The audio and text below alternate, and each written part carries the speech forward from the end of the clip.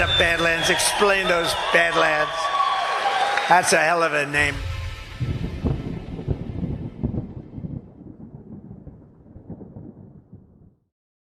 The following stream has been approved for truth seekers by the DEFCON Truth Alliance.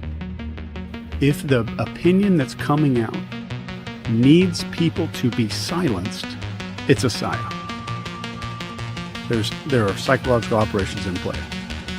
So if you can't question it, if you're supposed to just go along, it's a psyop. Yeah, and if people have to be silenced or publicly shamed because of their information, and they're not telling people the sky's falling, they're not saying crazy shit. Mm-hmm. They're just saying basic stuff, and they need to be silenced. That is a psyop. There's a war out there, old friend. A world war. And it's not about who's got the most bullets. It's about who controls the information. What we see and hear, how we work, what we think. It's all about the information.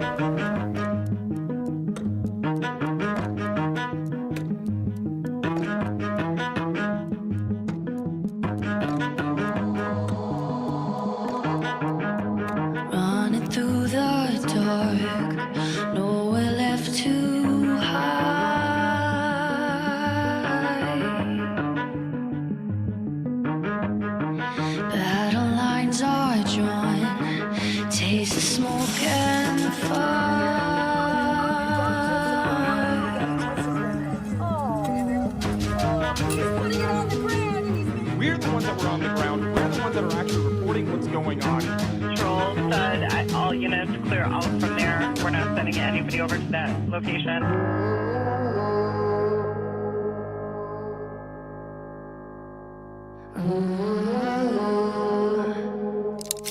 We have an Insurrection Act for a reason.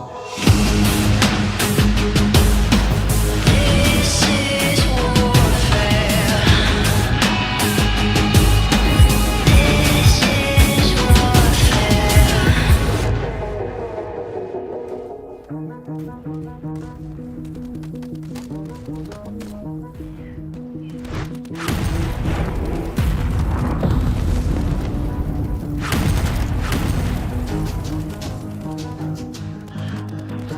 That is a psyop. Bad guy can't win. It's a morality tale. This is warfare. This is warfare. The eyes see and ears hear, the mind believes. This is warfare.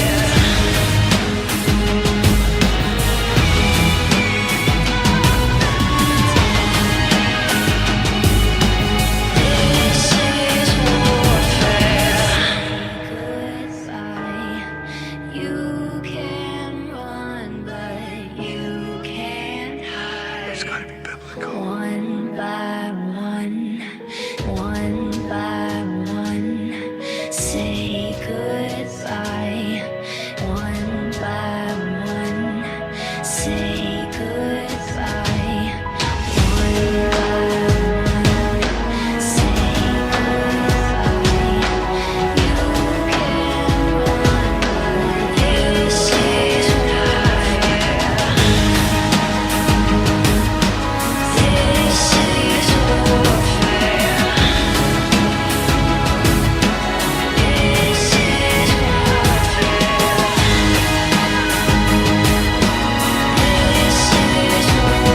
This is warfare. This is warfare. This is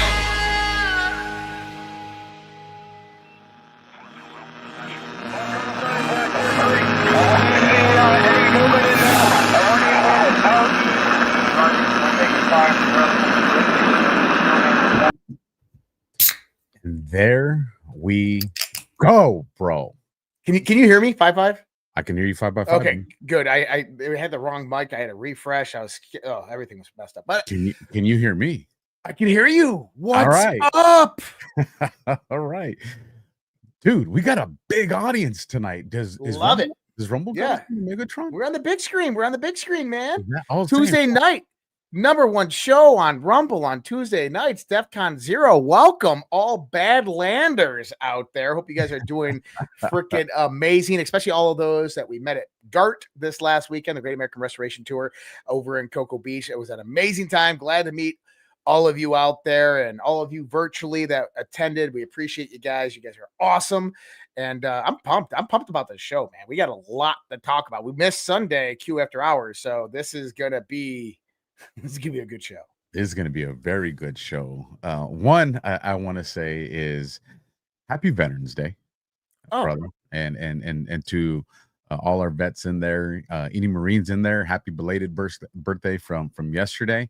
Devil dogs. If you guys remind me, I just created a spicy video that's gonna piss some people off. It's one of those ones where you're like, should I hit send or not? And I said it's Veterans Day, the day after the Marine Corps birthday. I said, fork it. Full send, baby. So if you guys remind me, I will play it at the end of the show. It's going to upset some people. Now, it's not designed to upset everybody. Right. It's designed to definitely be a gut punch to the ones that it applies to. But with that, you guys, DEFCON ZERQ episode. You know what episode it is tonight? I think it's 17. That 17. would be episode 17. And what timing? What timing around that? We're gonna get to some ads right here real quick, folks. But if you could do us a solid, we're just over 8,500 people watching. Smash that thumb, hit the like, and the content is free. Share. So with that, let's get to the first one on deck. Let's pay some bills here, and then I hope you guys are ready because me and Josh had a conversation today. Let me just give everybody a teaser before we get into the commercials. I got off the phone with someone that I absolutely respect when it comes to Intel, and they gave it to me, but I was like, my brain's not fully functional right now. I'm tired, right? I said, let me call my boy Josh, and let's kick this back forth and brainstorm.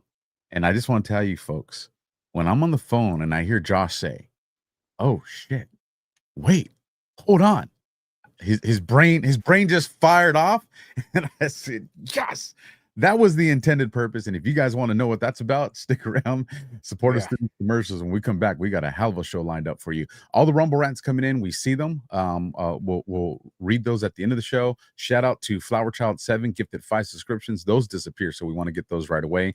And if you want to go to badlandsmedia.tv/boost, you can leave us boost there. And if not, we'll be keeping tabs on the X profiles. We'll be tabs on YouTube. And with that, Alpha, just play the damn commercial, bro. We want to get into the content. Here we go. First on deck, you know about Van Man taking down big toothpaste with all natural oral care, right?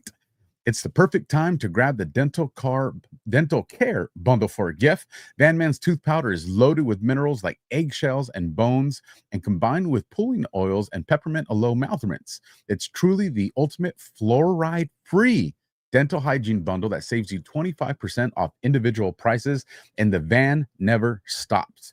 Introducing Van Man's new Pearl Eye Cream and Sweet Onion Shampoo. Head over to badlandsmedia.tv/vanman to see what's new. That's badlandsmedia.tv/vanman. Science proves that a healthy immune system is the body's first defense against the smallest of ailments to the most catastrophic. Coriolus versicolor is the most sought-after, all-natural supplement for both humans and pets to help boost the immune system. There are over 400 studies worldwide on its effectiveness in humans, including Sloan Kettering Cancer Center, MD Anderson Cancer Center, and now from the University of Pennsylvania School of Veterinary Medicine. Together, we can help reverse this terrible tide now plaguing your loved ones and give them the immune-boosting supplements that they need.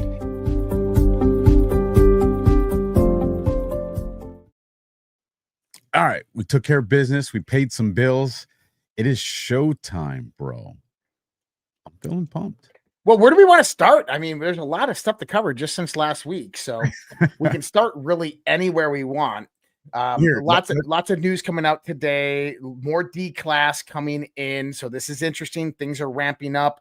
We have a subpoena sent out last week to John Brennan and many other FISA-gate Russian narrative players. Man, things are happening. They are. So let me address something just because I've been getting a lot of messages today and people are freaking out. Yes, I am still doing Just Alpha. For those that don't know, I do it Monday nights. That's Conversation with Just Alpha. I didn't get home till yesterday. I was trying to get it positioned to do the show last night, and you know this, Josh. You know how OCD I am. If I don't got it lined up the way I want, I'm not going to do it. So still going to do Just Alpha this week, but I'll be doing it after Sit Rep this Thursday. So yes, we're going to do it. Don't panic. I didn't end the show. It's not going away. We got that. Any news you want to drop on your channel just to play catch up? No, I'm good. We had a long trip home. Some of us had to drive home. Many of us were stuck in airports for 12, 15, 24 hours. So it was long and enduring. I luckily got a show out last night. So I did do a show last night. I got home early Monday morning from Florida. But I know John, he had to drive across the country. And it's funny because I was telling a friend of mine, I'm like, if the flights get canceled in Florida, I'll just go to John because I live in Minnesota. He lives in North Dakota. I'll just say, hey, let's rent a car. And funny thing is, he ended up having to rent a car and drive home. And luckily for me, because me and Alpha went to the airport together, and I got there and I'm like, bro, I got to go. They just got me on an earlier flight and I took off. And it was interesting because I get to the line and then they gave me a clear pass to go through TSA faster. So I go through there, I get to the gate and we board the flight and we sit on the tarmac for 3.5 hours. And my flight left at 3:30. At 6:30, when my other flight was delayed too. So it was weird. I left at the time that my other flight was delayed too. My other flight didn't leave till 11:30 at night. I would have missed my connection. And I would have been stuck in the airport till the next day or had to drive. Which is exactly what happened to this guy here. Let me just share this story real quick, just because it's important, because it actually kind of plays into a lot of what's going on this government shutdown and a lot of questions people have. But yeah, me and Josh get there together. I finally get to my flight and we find out, hey, it's going to be delayed about, a half hour, an hour, because there was a little inclement weather that was there. So I was like, all right, I'm good with that because I'm OCD and because Alpha always runs contingencies. Josh knows this. Everybody knows this. I have contingencies, and that's why I choose these long layovers. It's just so I don't ever have to worry about ever getting caught in a debacle. And so we get delayed, weather clears up, gets delayed. So finally we end up boarding about 2.5 hours late. But even with that, I still got an hour window here. So I'm like, we're good. They were like an hour and 20 minutes. So shout out to Wow, we gifted one subscription. Appreciate that. Much love. So finally we board the plane and I'm like, all right, like we need to be wheels up in the air in exactly an hour so I can catch my flight. Because my flight in Dallas Fort Worth is not showing delayed. We get on the tarmac, 1 hour passes. I'm like, man, this is bad news. An hour and 30 minutes passes. And then I get the notification that they already rescheduled my flight from Dallas. So where I was supposed to get into Dallas at about 9 o'clock at night. And then I was actually going to get home, SoCal's side at about 9 o'clock, 9:30 at night, traveling backwards. Now they told me that my flight wasn't going to be leaving till yesterday morning. So I was just like, man. So if that didn't already suck, we spend another hour and a half on the tarmac because they told us you guys are number 19 in a line of 40 planes that's waiting. Mm-hmm. That's how crazy this was. We make it to number 5, and then we hear this. Ladies and gentlemen, this is your captain speaking, and my camera is doing that automatic thing because I need to reset that. So, and I'll adjust the angle here. But he gets on, ladies and gentlemen, this is your captain speaking. We have good news and bad news. Good news is we made it to number 5. Bad news is your flight crew just timed out. Dude, we had to drive all the way back to the gate, deplane, and we didn't end up leaving till, it was like 11 o'clock at night, man. So it was a long night. But the reason I share all that is because I will walk from the West Coast or from the East Coast to the West Coast before I ever ask Trump to submit to these clowns. That'll never 100% agreed. And on the topic of the shutdown, I think that this is a great topic to start with.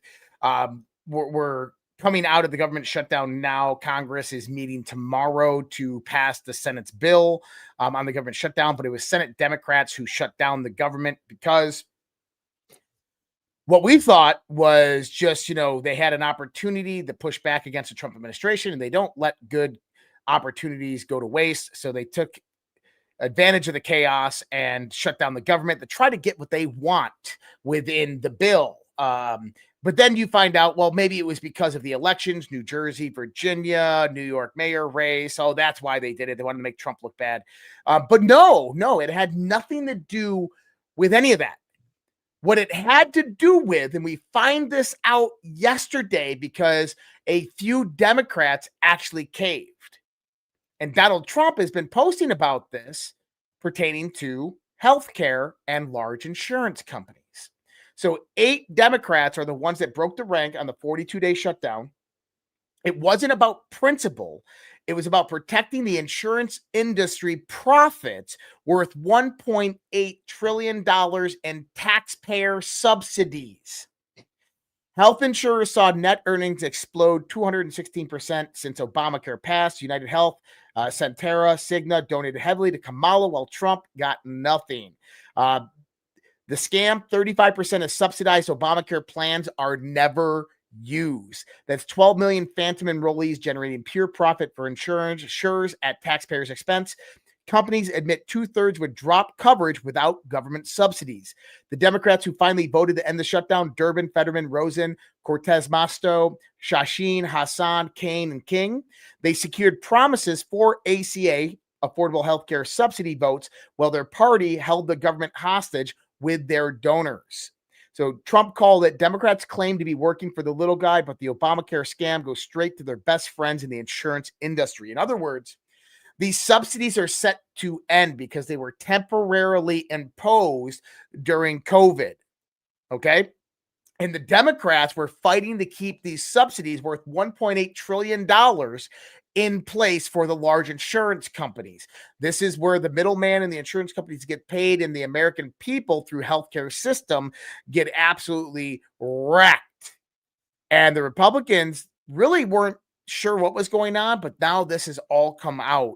And so this is going to actually prompt the Republicans to formulate new healthcare bills or ways to fix and amend the current system to work properly and remove these types of subsidies from ever occurring and saving taxpayer dollars and hopefully lowering healthcare costs. Number one is health insurance is not healthcare. And I think that that's one of the primary things. We have the 2 people in place right now, Donald Trump and Robert F. Kennedy Jr., to ensure that the American people get the best representation within healthcare through our government. And so I'm excited to see what actually can come from this. Am I skeptical? Yep, I'm freaking skeptical. But Trump is at war right now with the insurance companies. So this is actually a good point, because what has Trump done since the inception, since he has came in January 2025? He has waged war. It's a game freaking theory. Okay. He's waged war, renegotiated the world, and he's also renegotiating all different types of deals with corporations and with companies. And so now the next batter up is the large insurance companies, and they're going to come to the table and have to negotiate with Donald Trump, and they are going to get a deal that's going to be beneficial to the American people, I assure you. And I think that once we get into this conversation here in a little while, we might actually find out what some of those deals could look like, because this is the type of leverage that Donald Trump is actually going to be using within these corporate negotiations. And we're seeing this right now with, the one thing that we're going to talk about here in a little while is a 50-year mortgage. And once we start talking about this, it'll start to make sense why these issues are being prompted. So actually, when I go back to the Democrats creating the shutdown, I go back to Schumer. And you want to know what I think now? If you asked me 5 days ago, was it the Democrats? Was it led by Schumer? Yep. If you ask me right now, Trump put him up to it.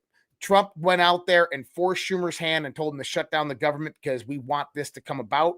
We need this to come about. People, remember, this is about showing the people, not telling the people. people have to see it firsthand. The Democrats just got exposed for holding off the government opening because of their large donors were going to lose massive amounts of profits if this dropped off these bills. So crazy, but this is where we're at right now. It is, and this conversation is about to get fired up, folks. I promise. Shout out Ray Girls 03 gifted 5 subscriptions to Badlands. Thank you for that. Here's one thing, and a couple of people had this conversation over this past week. If we go back to 2016, 2017, a lot of the conservative movement, the people that were not awake, the people that weren't quote unquote conspiracy theorists, what did everybody kind of start to wake up to? Elections. Mm-hmm. What's going on behind the curtain? And then that became something definitive in 2020. In 2020 was absolutely, we knew what was going on. So now you had a large majority of the American population that absolutely understood that, hey, these elections are not fair, they're not transparent, and there's a bunch of malarkey that's going on. I had to get that word malarkey in there. I was challenged. So now now what are you seeing? You're seeing that happen to the other side of the political coin, not the operatives, not the assets, but the legitimate voters, right? Not the people voting from the grave, but the people that had just been psyoped into thinking that the democratic institution is something that's for this country, because there are American people that really believe that. My Uber driver was one of them. I was too tired to engage in the fight, but I threw a couple of jabs in there. And what are they seeing? You just saw over social media the last couple of days, or the last, day and a half, fire them all, primary them. They want the Schumers, the Schiffs, the Fettermans. They're saying, get primary. They didn't do what they said. They're starting to see the show what's going on. And this goes to the conversation you had. You can't tell them, you have to show them. Well, that's happening in real time right now in 2025. Everybody's being brought up to the same par. Whether you agree ideologies or not, the concept of the way the institutions operate, there's going to be a fundamental understanding and agreement there. And this goes into a conversation we had with one of the leadership people that come to Badlands. And that conversation kind of led us down the path of, you got to find what you can agree on. Common ground. As common ground for that starting point. And you're starting to see that here. And how does all this fold into Q? You guys are going to find out here very well. Very so on that point is, I think that the one commonality that whether it's the Democratic Socialists, whether it's liberals, Democrats, Republicans, conservatives, rhinos, truthers, badlanders, whoever we are, one thing we could all agree on is the system is broken. And I understand that the system isn't broken. It was made this way. Yeah, but the system is broken. It's inherently corrupt. And that's something that we need to fix, right? But it doesn't mean that we have to fix it with communism or socialism or a different form of government or these types of things. But onto your point, I actually talked about this on one of my panels at GART this last weekend. And I said, do you know the top 2 conspiracies that are going on right now in the Democrat world, in the liberal world? And that is that Trump is on the Epstein files. And the number 2 is that Trump stole the 2024 election through voter fraud. So I want to point to something, because this is the eye-awakening moment that you begin to see what's actually going on. That when we think mirror or that FISA works both ways, I want you to think about this in the context that everything works both ways. Disinformation is necessary. Representative Jasmine Crockett, Democrat, low IQ individual, as Trump would call it, demands all 50 states abolish Dominion voting machines because she fears President Trump and Republicans will rig the coming elections. I want everybody to grasp that for a minute, because number one is us as Republicans, conservatives, we don't like voting machines, and Dominion is the big culprit from 2020. And so let's go back to paper ballots. But the next thing that you're going to see is the Democrats calling for voter ID. A lot of these younger generational Democrats calling for voter ID, and they're going to be saying that, hey, look, Trump. So this is an analysis that I want people to start thinking about. I see where you're going, and I love it. He's getting rid of all the illegal immigrants that the Democrats brought in. But then they're going to say that Trump is allowing immigrants and illegal immigrants to flow into our country that he's going to allow to vote Republican. So we need voter ID.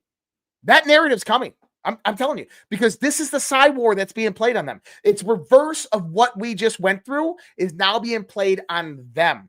And it's a wake-up call. And John Harold was actually talking about this on one of the panels as well. And I know I talk about the panels, but he was saying it was the Toxic Unity panel, and he was talking about waking up. And he goes, I don't understand why we need to wake up the liberals. We got enough people woken up right now. The question is what do we do next? And see, the thing is, it's not about waking up. The Great Awakening is happening, right? It's happening. It's going to be a continuous process as D-class happens, as more and more people start to realize it. You talk to your everyday average American, it doesn't matter if they voted Trump or Harris. They understand that the system's fucked up. They understand that the system's broken. They're seeing what's occurring, and just one side's just blaming the other. But see, right now, it's coming to that point where those who are awake need to take promulgative action. They need to bring about action. And at first, when Trump said 50-year mortgages, I was like, this has got to be a psyop. Like he's out there doing this because he's waiting for you and me to push back. Because if you remember, I don't remember exactly what it was when the Trump administration did it. They said some stuff. They came out with some stuff. It was the Epstein files and all this. That once we started raising our voices and going out and tagging people on social media, and we started the raise the red flags, the Trump administration stepped up and took action. They started coming out and talking about it openly, right? Which means that we have their attention. And if we press hard enough, they are going to fold to our demands on what we want. And I thought that that's what he was trying to do with the 50-year mortgage. Now I think it's completely different. But I think that what they want is, if we take the idea of a government for the people, of the people, and by the people, that if we allow government to go out there and just single-handedly produce the solutions, then we were going to get nowhere, that the people will never truly have the power, that we have to be an integral part within our government. We have to be the voices in the community. We were given back the information domain. We went out there, we took it back, and now we have it. We have this responsibility to utilize it. And that's the public forum. That's X. That's all these platforms. We have to continuously go out there and express what we want to see happen in this world. And we have to be loud about it. We have to be proud about it. And we have to be aggressive about it towards our politicians and our representatives, because you will have no change ever occur in the will of the people if the people stay silent. And so when we start to look at what's happening right now, we are beyond the point of waking up. We are at that point where we, the people, have to truly take back the governmental power. Power of a representative form of government truly means representative form of government. The people have to speak up, and they have to pressure their politicians to bring about that change that they wish to see in their country. And if we just sit idly by and wait for Trump to implement it, or someone in Trump's cabinet to implement it, or Congress to implement it, we will never truly get the country that we see, and we'll never have the world that we want. I agree completely. And for those that are wondering, well, how in the world is Trump going to allow illegals to vote? Don't think of it in the terms of the way Biden did it.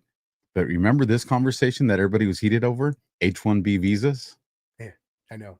You got to look at it in the terms of that. Oh, he's bringing in the type of illegals he wants, the type of illegals that are going to vote for his type of technicity, or however you want to see it. So don't think like Biden. Think about how it'll be manipulated to feed into that. Just to answer a quick question that came in from our family at YouTube. Alpha, what does your hat say? Loaded Gun Coffee. They're out of Arizona, folks. Great coffee. Go visit them and buy it. So here's how this conversation started today, folks. I've been getting you can imagine the amount of messages, emails, and texts that we get. How some of you guys figure out our numbers is pretty impressive, but nonetheless, they come through. And it was like, Alpha, what the hell is going on with Trump in this 50-year mortgage? And people were pissed, and understandably so when you go do the math on it. When you do the surface level math, you're like, what? Hell no, right? And we had this discussion quite a few times this week. So I said, let me reach out to this particular person and get some clarity here. And some information was provided to me. So I said, this is still not my wheelhouse, right? Marine, I chew on crayons. So I said, let's call the Human Encyclopedia. So I got on the phone, did the pow, just like that. Josh is on the other line. I said, bro, listen, this is what I'm getting. He's like, I'm getting it too, man. I'm pissed. And I said, well, let me tell you what was explained to me. And then you make this make sense for me. Because I already know that we'll figure this one out. So he's like, all right. So I tell him in the very short version of this conversation that this is Trump taking back power that the deep state has utilized through the banks. What are you talking about? That same question I had is, as Trump, we have tariffs going on right now. We understand that. We're still recovering from the 4 years that Biden's done, where we understand that.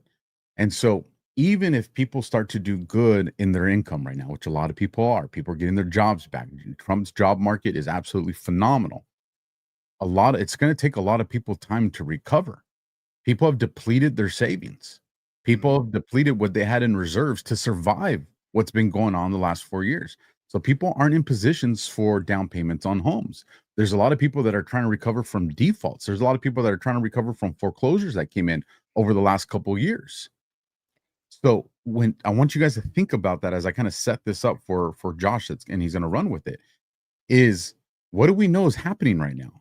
A lot of these foreclosures, BlackRock is sucking them up. We see the CCP through different, shell companies and private people that we know are linked to them are buying up properties. So Americans are losing the ability to own homes or even purchase homes. It's so expensive. And so what does a 50-year one do kind of up front a little bit?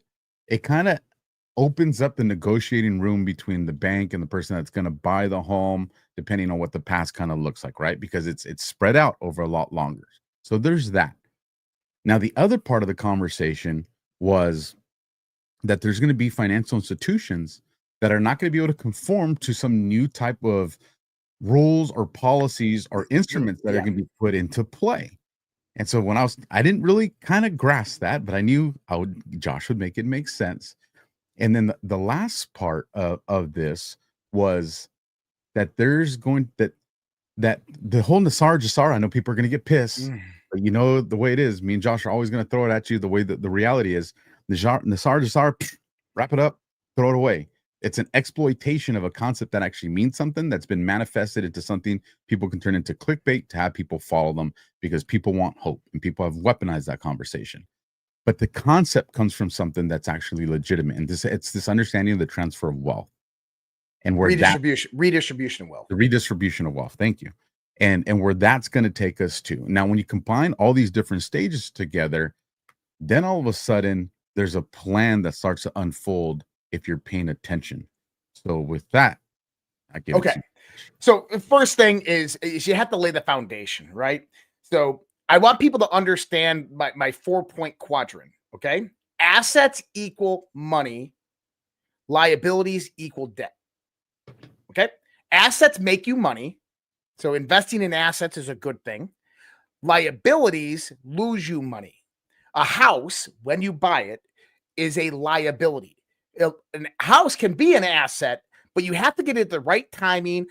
You have to be in the right region, and it's really all luck. Okay. I was fortunate when I bought my house in Colorado. I was there at the right time, at the right place, and the right at the right year, because my house went from 200,000 to 600,000 in 5 years. Right. So I was lucky as heck. And it was funny because I sold one house, made a profit, then I did another one because Colorado went through immense growth from 2010 to 2019, 2020. And it did it because of people leaving California, which increased the housing price in Colorado. So I was fortunate. I was very lucky because that doesn't happen everywhere. The house that I'm in now will probably be worth the same amount in 30 years. Okay. So number one is assets equal money. And this is what Trump is aligning us towards, is the understanding that assets equal money, liabilities equal debt. Now, when we look at a 50-year mortgage, people are like, well, that's a liability and that's a lot of debt. Okay, let's break it down mathematically because you're absolutely right. So we're going to assume here a 30-year mortgage on a $400,000 house. Your mortgage payment at current interest rates is going to be $2,528 a month. The total paid in 30 years is $910,000 back on a $400,000 purchase, which means that the interest that you paid is $510,000. That's atrocious. That's like 112% increase in the price that you're actually just paying in interest. Okay. Now, with a 50-year mortgage, they're going to tell you, well, it's going to save you money. It's going to be easier to qualify because they're changing the requirements, right? So a 50-year mortgage on a $400,000 house, your mortgage payment is $2,257. It actually decreases by $271. So you get a cost savings analysis of $271 a month. So you save $271 a month, which is kind of nice. Now, if you're smart, you'd just throw that onto the interest and you'd pay it off faster and probably turn that into a 30-year mortgage. Just saying. Total paid in interest after 50 years is $1,354,000. A total equivalent of $954,000 of interest. That's a $444,000 more interest than you paid on the 30-year mortgage. In other words, you bought a whole new house in interest by expanding your mortgage 20 years. So you paid double, or you paid double for the home with that in that sense. So a 30-year mortgage, you start gaining equity faster because more of your payment goes towards principal earlier. 50-year mortgage, the first 10 to 15 years, nearly all payments go towards interest, meaning very little ownership growth on that. So your equity will grow much, much slower. So there's ways that it can turn out in your benefit if you're one of those lucky people who gets in there at the right time. You get the 50-year mortgage. The housing price doubles or triples in the next 3 to 4 years. You're over that 2-year threshold. You sell, you make a profit, you pay off your mortgage, and you pull away. That's great. You're lucky. That's what real estate investors do. It's not very easy to do for homeowners. From this perspective, a 50-year mortgage looks like shit. It is. It's dog shit. It just lowers the barrier of entry for Americans to get into the household.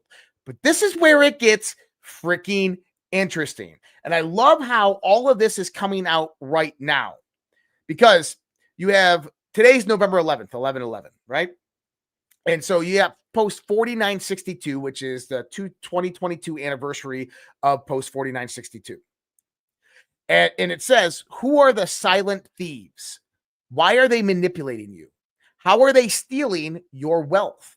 Bubble, crash, steal, lie, repeat. What is inflation? Monetary manipulation. Taxation without representation. Put an end to the endless. 1933. That's the post right there. Okay. Now, isn't it interesting that we're talking about economics? We're talking about the financial systems, and this post is kind of coincidentally today when these discussions are happening. Okay. So when I was talking to Alpha earlier, he's explaining this kind of what his buddy was telling him. And I'm like, I don't get it. Like, it's kind of over my head of what Alpha was trying to explain.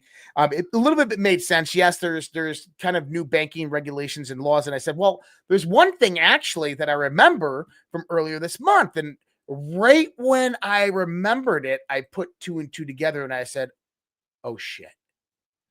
So I'm going to pull this article up.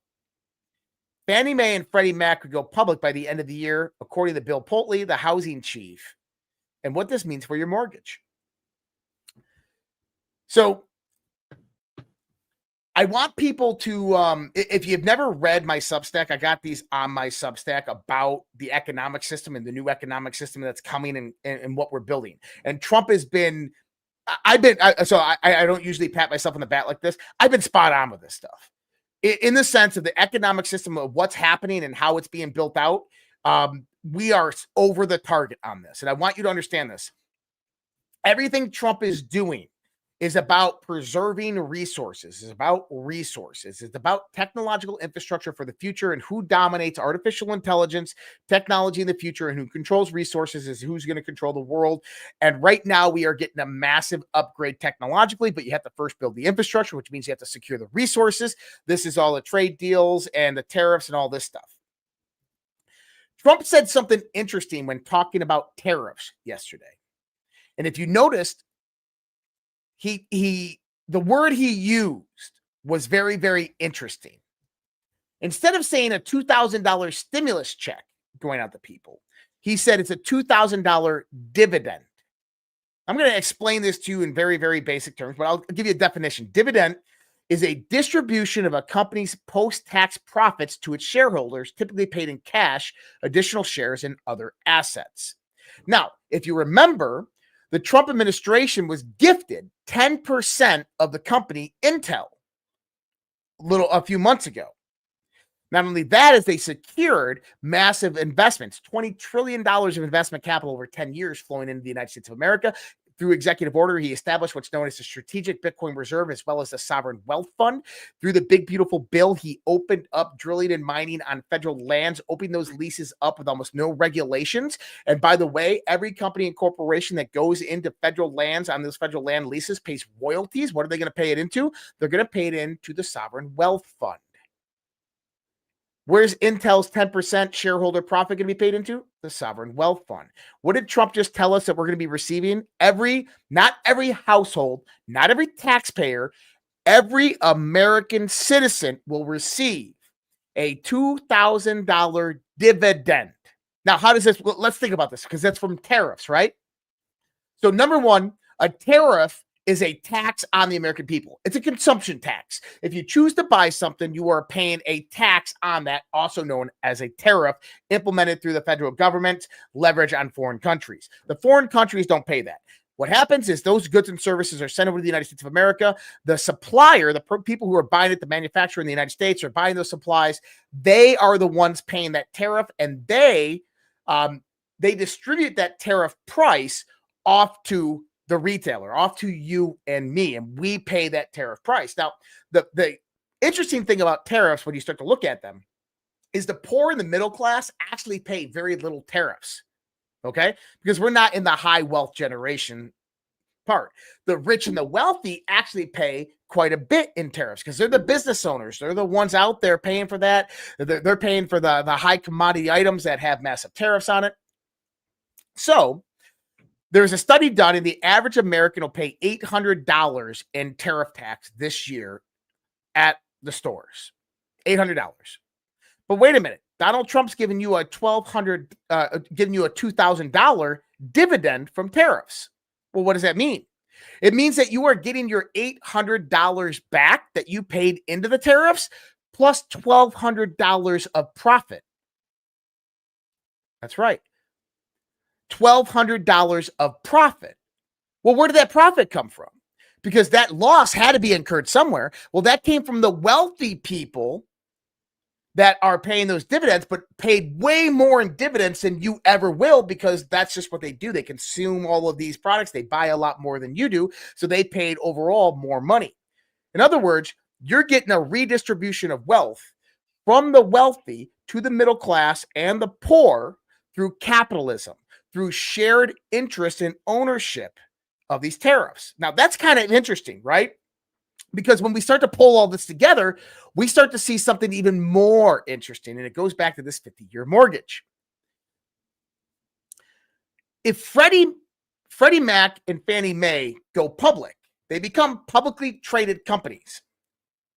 The federal government's going to keep a 51% interest in shareholder rights. Now, who are the actual owners of those shares? That's the American people, right? So the American people will own 51% of a public company. So now they go out there and they bring about 50-year mortgages. This blows the market up. People start going out there, getting mortgages, buying houses. Well, what does that mean? That means profits for that publicly traded company. And you're right. Like, the people are going to have to pay interest a lot longer. But when you start to work out the math, guess what? Imagine this. The publicly traded companies at every quarter are going to pay dividends from their profits. So if they have massive amounts of profits, those profits, 51% of the company profits, will be distributed to the shareholders. Well, that's the American people. That's every single American household. So that means that a portion of your interest, you're going to get back. And so you do that over 50 years. Now, I want you to think about this. The 50-year mortgage is actually going to have lower interest rates than a 30-year mortgage because it's a 50-year mortgage. And so they distribute that out cost effectively over time. And so actually what's happening is you're probably reducing that interest rate by 5 to 10% over the first 5 to 10 years. Over the next 10 to 20 years, you're reducing that interest rate between 25 to 45%. Over the next years after that, you're getting 100% back. And then for the rest of your life after that, you're getting 100% back. In other words, over your lifetime, you're going to continuously receive dividends from Freddie Mac and Fannie Mae.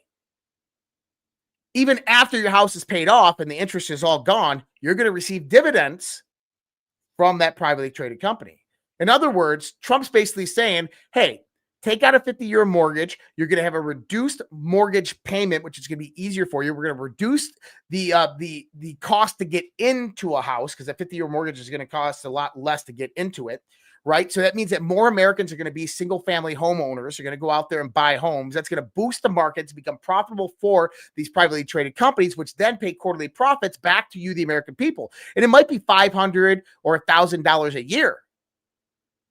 But if you're paying massive amounts of interest and you're starting to getting $1,000 a year, $2,000 a year, $3,000 a year, but then it compounds. Oh, you forgot about Intel. Intel's going to, maybe Intel's going to be $250 a year. And then tariff revenue next year is going to be $2,000 to $2,500 a year.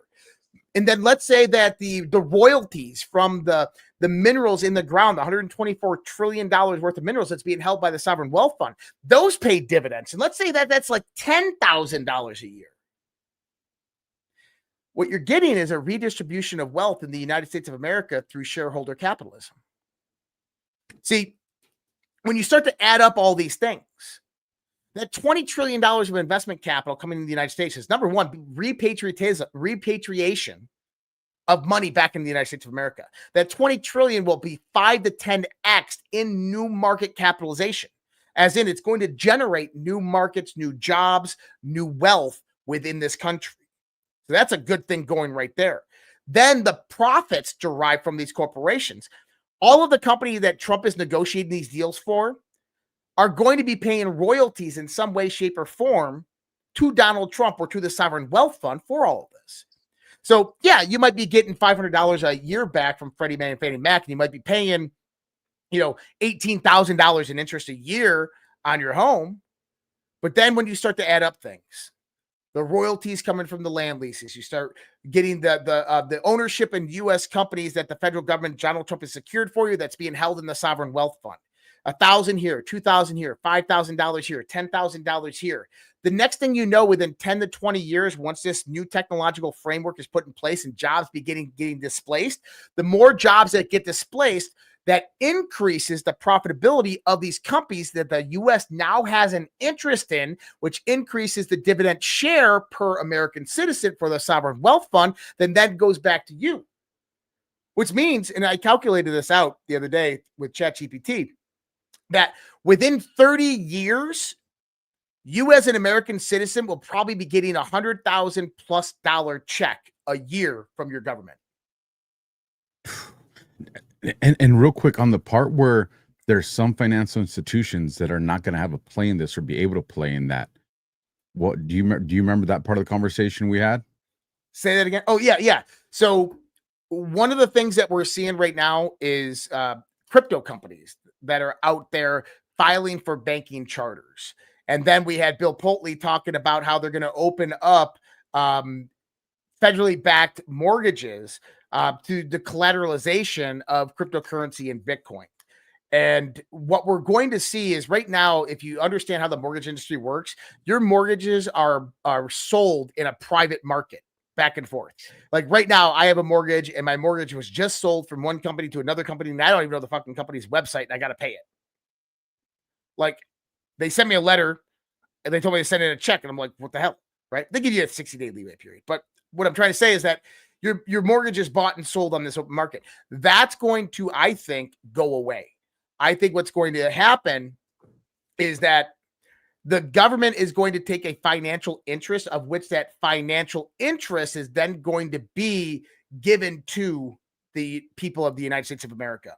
Now, how's that going to work is I think that there's going to be stricter constraints on how mortgages are operated and constructed, but it's going to be easier for entry. And then the profitability of the mortgage then just goes back into a big pool, and portions of that get distributed back to the American people. So let me ask you this question. Do you think Trump somewhere in this 50-year mortgage is going to include some type of verbiage of making sure and actually verifying U.S. citizenship as part of these qualifiers? Because we know people work around that system right now. Well, and China's massive in this. China uses proxy companies with U.S. connections to go out there and buy U.S. real estate. And when they buy U.S. real estate, they're not buying a single family home. They are buying entire communities. Same thing with BlackRock. Blackstone is really big on this. J.P. Morgan Chase, not Morgan Stanley. Goldman Sachs. Goldman Sachs is huge. So there's a few things that are going to come about, and I think that the Trump administration is actually going to put a framework in place to stop what was coming. Now, in 2022, the summer of 2022, the Bank of International Settlements put out what was known as the Unified Ledger Framework. And this is the ISO 222 standardization protocols, understanding how the SWIFT system is going to work with the integration of CBDCs and cross-border payments. And this is where XRP, all that stuff starts to come into play. Let me jump in here. I have that 32-second clip that G Money put out there today. Want me to play it right now? Oh, yeah. Play it. Because it's actually, it's on point. Yeah, it's on point for this conversation right here. So take a listen to this, folks. It's not playing audio. Oh, all right. Let me pull it off in other window. Actually, yeah, that's right. I have it on the you rookie. I still had it on the I even knew your problem. I still had it on the window instead of the tab. All right, here we go. Let's try this one more time, folks. Many Americans are unaware that behind the scenes, the technical backbone of the financial system is decades out of date, many, many years out of date. You know that. Paul and others are straightening it out, but payments and money transfers are costly and take days or even weeks to clear. Under this bill, the entire ancient system will be eligible for a 21st century upgrade using the state-of-the-art crypto technology. Who would have thought we would have been saying that 2 years after? So that was Trump talking about the Clarity and the Genius Act that passed the House, and he signed into the law and power.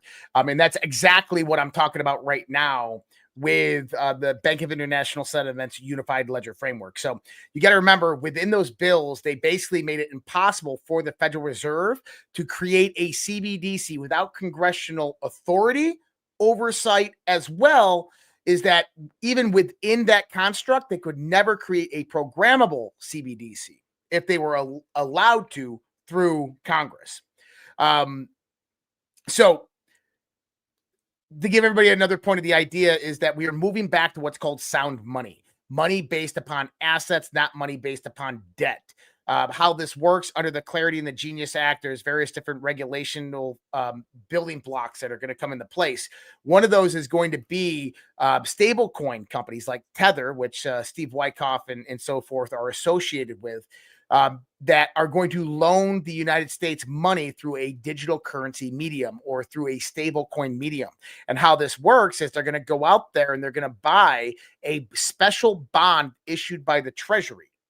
And from what I got from my contacts over there is that they are looking into a 50-year gold bond and a 50-year Bitcoin bond, which the stablecoin companies can buy, and then through that print the money directly to the Treasury going around the Federal Reserve.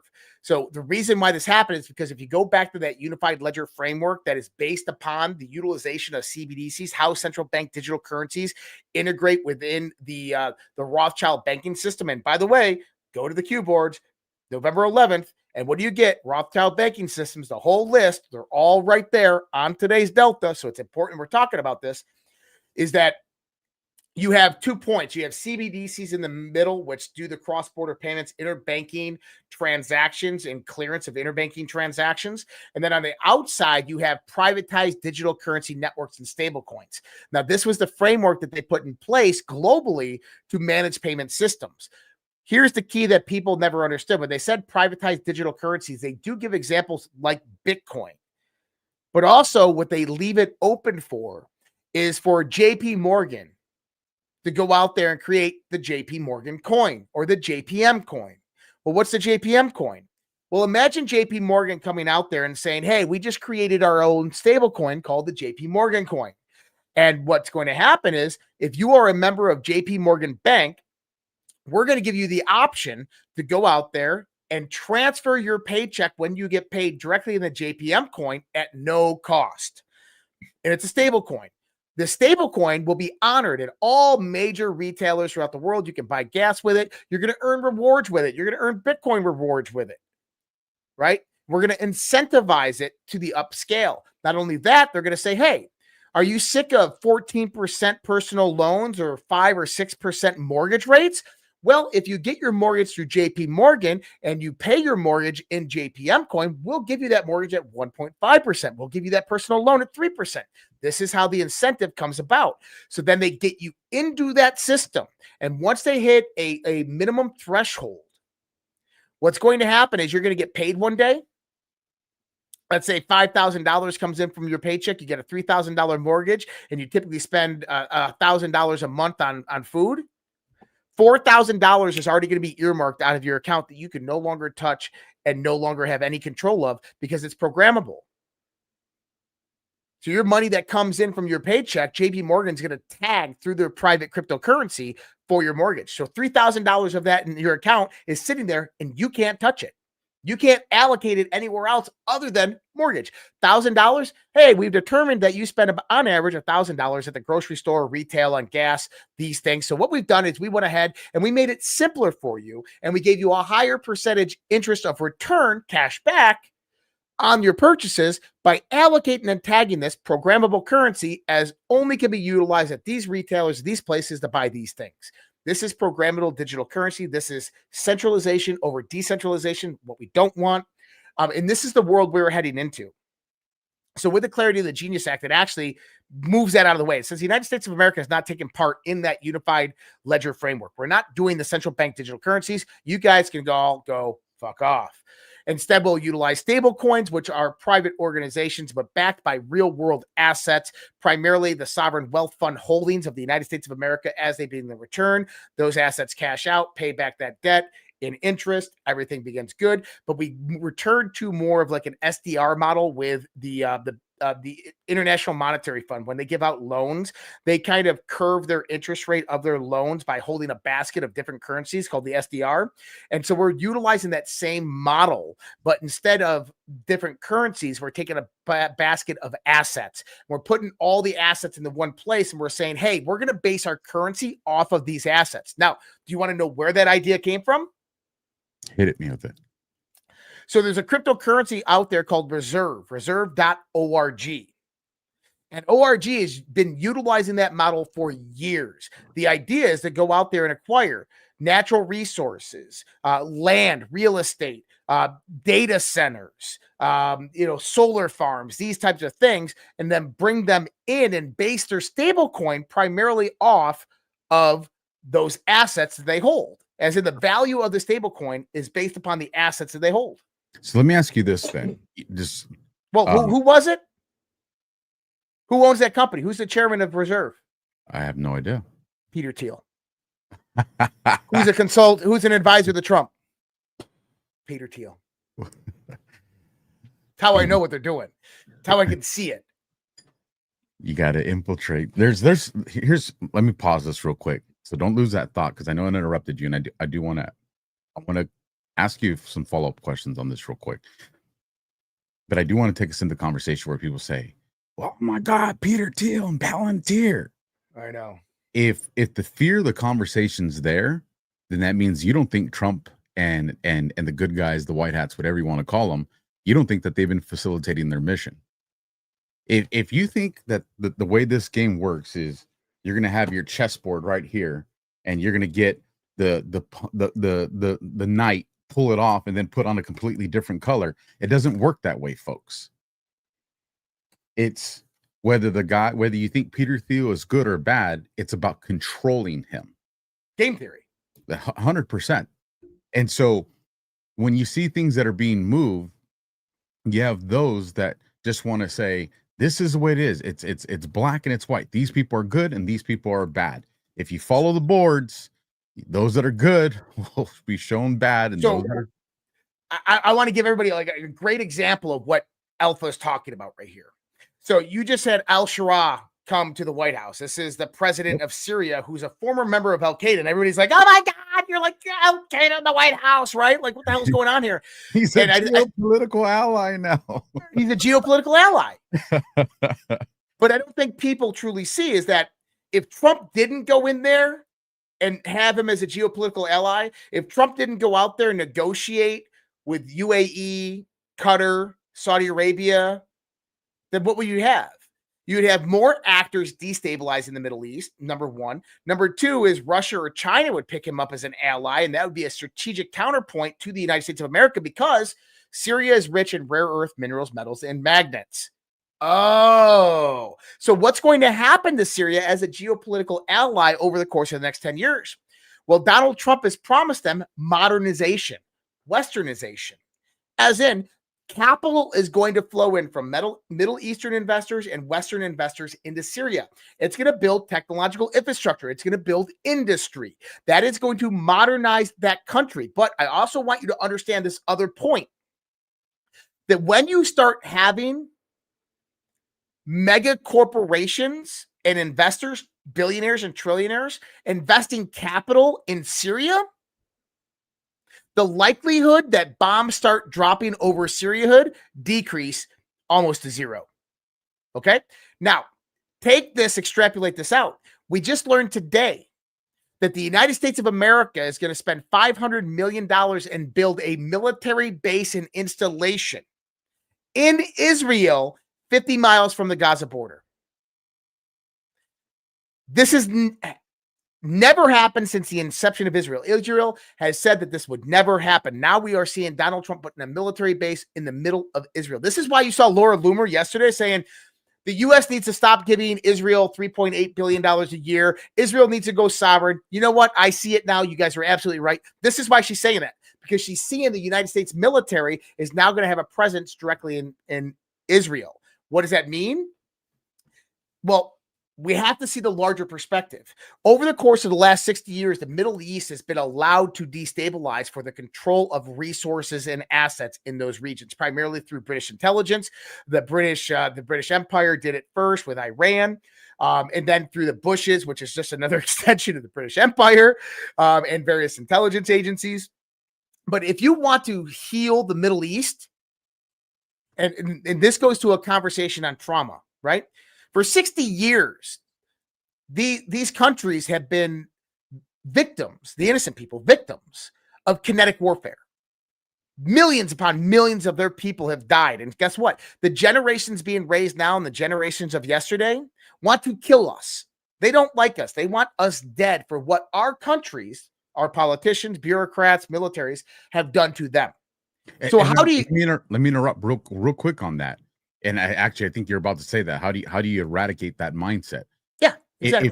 If these countries, and we'll use Afghanistan as an example, if these countries are just kept as third world nations that are always just struggling because everybody's going in there to exploit their resources, they're always going to be the jihadi crazy person because they got nothing to lose.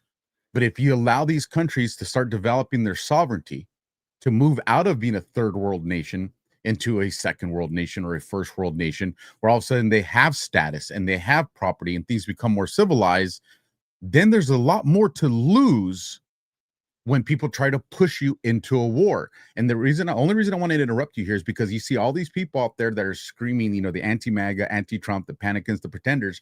He's not thinking about America first. He absolutely is. 100%. He's addressing the cause. Well, all we've seen over the last couple of generations is just addressing the symptoms. He's giving these countries their sovereignty so that trade becomes something, geopolitical allies actually develops into something that could be, that's tangible and actionable, not just the talk of it. He's actually gonna make it happen. Yeah. So how do you bring long-lasting peace to the Abraham Accords? You have to number one, you have to eradicate that generational hatred, that generational warfare as fast as humanly possible. So think about this. Imagine these countries, Iraq and Afghanistan, now getting an inflow of capital from Middle Eastern countries, Saudi Arabia. And by the way, Saudi Arabia, UAE, Qatar. Now it's going to be Syria, Turkey, Egypt. What do they all have in common? U.S. weapons. Israel, U.S. weapons. They all have some form of military base with U.S. components in them, right? Now what we're going to see is U.S. money and Middle Eastern money flow into those same countries and build out massive infrastructure in now third world countries, war-torn countries. So why is this important? Is because the likelihood of bombs dropping on $1 trillion investment is zero. Okay, there's no better way to explain it. When corporations and large-scale investors put $1 trillion into Afghanistan or Iraq to build infrastructure, to build out industry, no bombs are dropping. No jihadis are going to be doing terrorist attacks because it's not going to be allowed, because the other Arab nations will kick their ass, because they have so much to lose as a people that the people will stand up and demand that doesn't happen. They will begin to shift away from that warfare mindset, that generational traumatic mindset that they have, because guess what? They're getting something out of the system. That, hey, infrastructure is being built. This means that there's roads, there's jobs, there's clean water, there's continuous amounts of food. We have grocery stores that are piling up food in there. There's meat readily available. Our children aren't starving. We have houses that look normal, that aren't shacks. Once people begin to see that type of lifestyle, that's what I mean by westernization, they're going to want more of it. They're not going to want more of that old world, and that trauma begins to subside. It's still there, but it begins to subside because they begin to see that, hey, we're actually getting a chance at freedom here. And when you have that throughout the entire Middle East, number one, Iran is a lone man. Now they're alone because none of the other countries want to organize with them as a third world nation and go through that trauma anymore. So Iran is forced into this pressurization. This is the same thing that Donald Trump, I think, is doing with South American countries and Latin American countries as well. Now, China... I think the boards give us a hint of how... Excuse me, choking over here. You got me so damn excited, bro. Good. I flew through my coffee. That's how damn excited you have me right now. But the boards... Post 135. It's a delta from today. Let me bring it up on the stage so you guys can see these boards painting the pictures. And I believe Josh even mentioned this. There's quite a few posts that go here. But again, you have 135, 1111, Rothschild's owned and controlled banks. Look at these countries: Afghanistan, Albania, Algeria, Argentina, Armenia, Aruba, Australia, Austria, Azerbaijan, Bahamas, Bahrain, Bangladesh, Barbados, Belarus, Belgium, Belize, Benin, Bermuda, Bhutan, Bolivia, Bosnia, Botswana, Brazil, Bulgaria, Burkina, Burundi, Cambodia, Cameroon, Canada. I mean, it's telling us, imagine when all these countries, and there's more if we go through the other posts, but imagine when all these countries start to have their independence away from this system. It changes the entire face of the world, bro. Yeah. So to this point, I want to throw another little part out here, okay? So we're talking about economic prosperity, not just for the people of the United States of America, but being distributed towards the people of the world. And there's an important point that I want to bring up here. There was a post I had. I guess I lost it, but I remember it. So just so you go to people, if I would have went on to post 136, that list continues, and we get into the Caribbeans, we get into Europe, we get into Costa Rica. Like it goes on and on and on. I just didn't feel like reading the entire map for you guys. But look up post 135, look up post 136. I'll probably show it to you guys in a little bit. But go ahead, Josh. Yeah. So one thing to understand is that just last week we had these deals being negotiated with China. You remember this? And they're still negotiating, but there's a lot of things in the work right now with China. Now, many people don't know this. Today, it was announced China has blocked the U.S. military from getting rare earth magnets. Okay? So any country that's linked to the United States of America, you don't get the goods if you are doing business with the United States military. Now, this is interesting because what has Trump done? He's basically got a naval blockade over by Venezuela, which is the largest distributor of oil to China. You got Russia, which is Trump is pulling all of their oil revenue and scooping up all of their deals. And then you got Iran, where there's backdoor deals going on with Iran. That is another large supporter of Chinese oil and gas. So I talked about this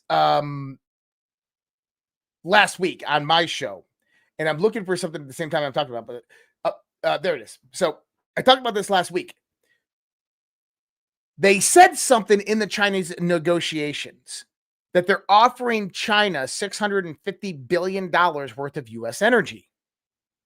And I said, what you're seeing formed right now between the United States and China, and the reason China is making this stance with the rare earth magnets and minerals, okay? Because what you're going to see is you're going to see a pushback because China's being forced onto the open market to buy oil. And it's one resource that China doesn't have. And who controls OPEC? Trump does. So China doesn't want to give us rare earth magnets. Well, then we're not going to give them oil. We control their oil. So we come into this economic stalemate. So China's just basically grabbing for the ability to negotiate right now. And the reason is because of this. Glen Farm Group and Baker Hughes just signed a definitive agreement to build an 807-mile pipeline connecting Alaska's North Slope to the Niskiski liquefaction plant. The massive infrastructure project targets Asian markets. So I want you to see this for a second. China is rich in rare earth mineral processing and mining. We're dependent upon that for survival, militarily and economically. Okay? China needs oil and gas. Donald Trump is going around renegotiating the world and taking control by doing defense spending plans with all of these countries on that supply oil and gas around the world, or he's going to the direct kinetic conflict or renegotiating deals with these countries that are giving China oil. In other words, it's going to be a deal made very soon with the United States of America and China where U.S. energy is going to flow into China. And then rare earth minerals from China are going to flow to the United States of America. What does this do? It produces the idea of economic mutually assured destruction. And just to make sure I'm grasping this picture right, and one, shout out Rumble that has us over 18,000 people watching right now. You guys are awesome. That is phenomenal. Do us a solid, you guys. Hit the thumb if you're a first-time viewer. Let us know if you're a first-time viewer, jump in the Rumble chat. It's a whole show of its own. It is. The guys are great awesome. people. So you get to watch our show, listen to us, but you get to meet a lot of real people, actual real people, not bots. You can't buy live chat. So get in there, you guys, and do that. But here's the question I have. I'm listening you describe this, how Trump's kind of used this strategy against China, pulling the oil, being like, all right, you want to play like this? We know you need this for all these other things. If we rewind the clock back a couple years, it almost seems like this was the move that the deep state China was trying to do in America, and we know where it actually came from, but we had a COVID bioweapon that was deployed in the United States. And when we look at the medicines and things that we need, all of a sudden people started to learn that we're really dependent on China for a lot of these medications. And even when it's not the medications, for the plastics that are used in a lot of these capsules for the medications. So given the way that was just the tip of the iceberg. I mean, our whole electrical infrastructure, our whole infrastructure system was being controlled and dominated by China. Yeah, and they were buying up farmland. So there's massive points. And so that's the picture I'm trying to paint as you guys are listening to what Josh is saying, how they were trying to deploy this on us, that if America, if the United States doesn't concede to these things that we're gonna get control of during Biden's administration, we're gonna force Trump to have to concede, because he knows his people are going to need these medicines. He knows these people are going to need these land. He knows, and Trump went and was ahead of this from the beginning. And now he said, well, you guys were busy doing that. This is what I got coming for you. And now he's using that same tactic on them. Am I understanding this right? Well, yes, but China's perspective was centralization. They didn't want the U.S. as a player. They wanted the destruction of the United States of America so they could have all that farmland for themselves. And they were working with Russia, the Belt Roads Initiative, to actually implement this. And you remember, you go back to the Biden administration, it was China who made deals with Saudi Arabia. Saudi Arabia stopped trading oil in the U.S. dollar and allowed the Chinese yuan to be utilized for oil deals, right? But then once Trump came back in, that all changed. So what Trump is doing is the same thing that we see happening with modernization in the Middle East, right? Is that in the Middle East, you're going to have massive inflow of capital that's going to come in. And the people that are financing the development in the Middle East, whether it's Gaza, the West Bank, whether it's Syria, Afghanistan, wherever that's occurring, they're not going to allow their investments to get bombed by any country or any group of terrorists. It'll be wiped out very, very fast. And I assure you, because there's just so much investment capital there, right? At the end of the day, corporations, NGOs, this is what controls the structure of the world. And this is why they've all acquiesced or capitulated to Donald Trump in one way, shape, form, or another. They capitulated to him because basically he controls their resources now as a force mechanism, force projection against the rest of the world.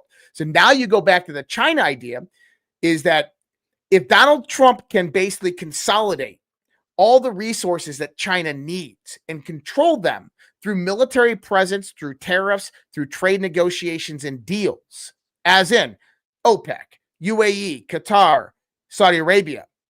If Donald Trump wanted to, he could make a phone call tomorrow and all oil shipments to China would shut off. Right now, Venezuela is having a hard time getting their tankers out of Brazil and Venezuela to China to fill them up with oil because you got 14 U.S. Navy ships over there. It's almost like an embargo. And then Russia. Russia is being drained of capital. Why? The number one purchaser of oil from Russia is China. This is what Trump means, that if China wanted the war in Ukraine to end tomorrow, all they have to do is stop buying Russian oil. Russia lost 51% of all their contracts and deals throughout Europe because who got them? Trump got them. Those energy deals went to the United States of America. In other words, when the world becomes dependent on energy of the United States of America, peace becomes to the world. Now, when China has rare earth minerals and the United States has energy, China needs energies, the United States of America needs rare earth minerals. They both need them for military capacity. If either one of them had a shutoff of those minerals and oil, they lose the war.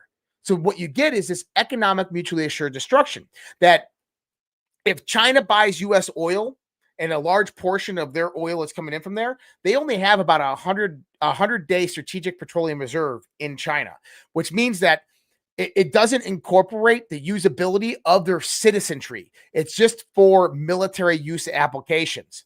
So China could literally last, if we shut them off globally from oil, only 100 days in warfare. That's not enough time for them to win, and they know that, and they would lose the war. But here's the thing. The United States can only last about 6 months without a supply of rare earth minerals and metals.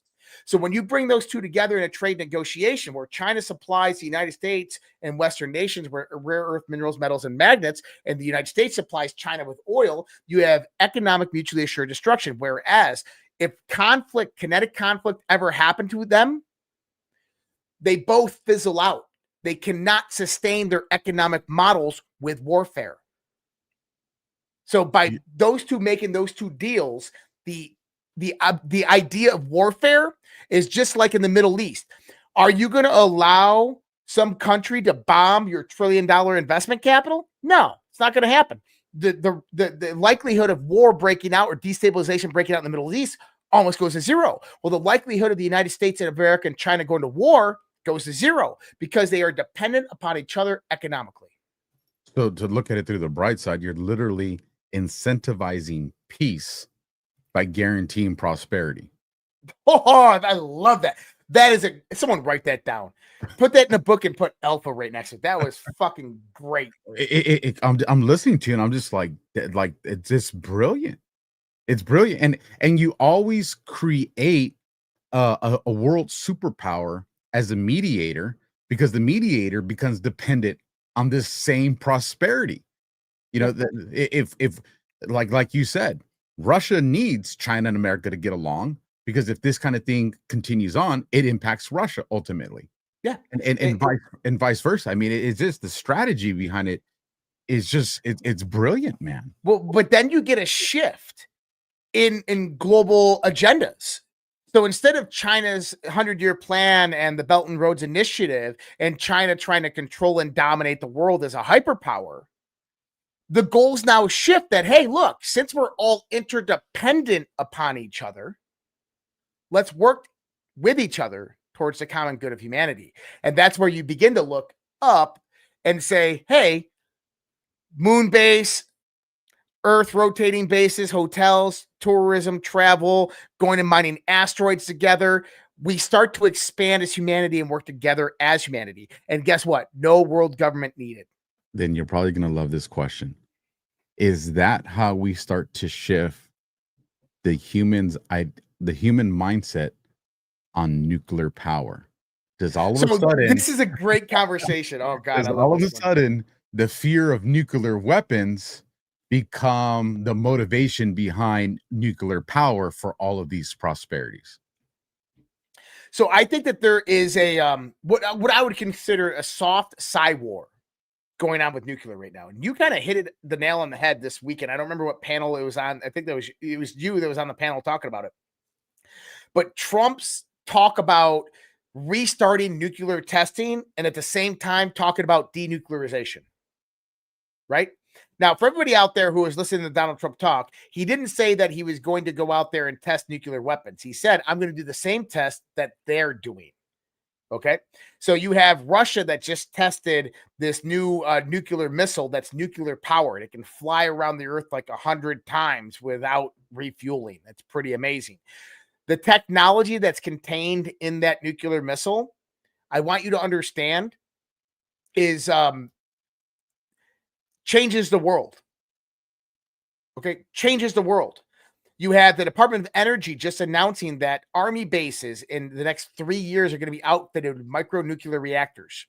Something that if you go back to General Quast, when he was on the Sean Ryan's podcast, he starts talking about micronuclear reactors and how we should have these at military bases and fueling small communities. And then the Department of Energy comes out and says, hey, we're gonna look into research projects for micronuclear reactors. And then 6 months later, the Department of Energy says, hey, in 3 years, we're going to start putting them out there. And it's like, wait, what happened to the development phase? Like, what happened to, like, well, we got to go out there, we got to plan for this, we got to go find manufacturers? No, it's already happening. It's already there. So that's the beautiful thing, is this technology is being what I call soft disclosure. Soft disclosure is coming out because this technology already exists and it's being slowly implemented into the world. So what we need to see is that there's a transitional mindset shift occurring right now with humanity in the idea of nuclear instead of nuclear weapons and threatening nuclear destruction. Because what did we just outline? We just outlined an economic model of prosperity that removes the threat of war. Not only the threat of war, but of nuclear war. Okay? Because let me ask you this. How incentivized would Iran be to go out there and build a nuclear weapon when the entire Middle East is stabilized, prosperous, and peaceful? You would have MBS, MBZ, and every other M out there that's going to be like you. Missiles pointed right at them. Not only that, is peace is contagious. Peace is contagious. So When all of these these rogue countries- actors fall off. Yeah, when all these countries start to be able to look like Dubai and Kuwait, they're not going to let any of their neighbors fuck that up. That's right. So peace becomes contagious. And so over a decade period, they start seeing what their neighbors are doing. Like, I want that. And the Iranian people are going to be like, dude, I want that. And this is where you get that regime change, or the regime just gets on board and says, okay, we capitulate. Everybody come in. We're good. Let's have some fun. Let's build up Iran. We'll bring some investment capital in. We'll throw our oil up, right? Like, then that happens. But that you have to go through these processes. But this is the model that Donald Trump is utilizing. It's game theory 101. Okay, asymmetrical game theory that he's using to implement this strategy, which is basically producing an economic system of prosperity that minimizes the risk of actual kinetic warfare. And at the same time, he's utilizing this idea of the nuclear threat that is diminishing over time, in transitioning that into the utilization of nuclear energy. I think that this is going to be actually very, very important. The reason I think that the nuclear energy component is going to be important is because once we get up there, things change, right? When you start to talk about ion thrust engines, when you have a nuclear reactor that's actually powering that, now you're talking about from here to Mars in 15 to 30 days. From here to the Oort field, the asteroid field in 4 or 5 months. Okay? That means that you can go to the asteroid field in 5 months. You can pick up an asteroid, drag it into Earth's orbit, and then you can begin mining it, mining the resources in space and building a space station right there out of that asteroid. It sounds like a conversation we had with a general that says the mining takes place out there, and Yeah, and all the building, all the no, infrastructure is built in space. And see, and the there's idea no behind there's yeah, no pollution, there's nothing bad happening. We're not scarring Earth anymore. With that conversation, I want to take advantage of the large audience that we have right now. So let's see if we can break 19,000 people. Share this out. Do us a solid, share it, especially if you're watching on Rumble. 2 questions I want you to think about when we come back on the other end of this commercial quick, Josh, is the first one with we this is going to seem kind of wild, but I'm thinking here in terms of disclosure, right? It's if we don't, I know we all want to get full disclosure. I want it, everybody wants it, but we're not the ones that are sitting in the bunkers of NORAD. We're not down in the Oval Office. We don't know what full disclosure does to humanity if it's disclosed too rapidly. Unfortunately, the vast majority of the population doesn't have common sense after they've been propagandized for decades. So by no fault of their own, it just propaganda was done to near perfection. And so there's this thing we keep hearing in the news all the time, 3i Atlas. Now, is there a potential that somehow we have something that hits Earth in the form of technology, and all of a sudden it's like, oh, look, we can reverse engineer this stuff, and that's how the technology got here, because we all witnessed this live event. There was no little green Martians. It's just the technology that happened to come off trail and come to Earth and publicly witnessed it, and that kind of protects this long-standing relationship, that we hear that presidents had supposedly behind closed doors. So that's the first one I want you to think of. And then, and I'll ask the second one when we come back. So we'll be back in 1 minute. Do us a solid, folks. Share this out.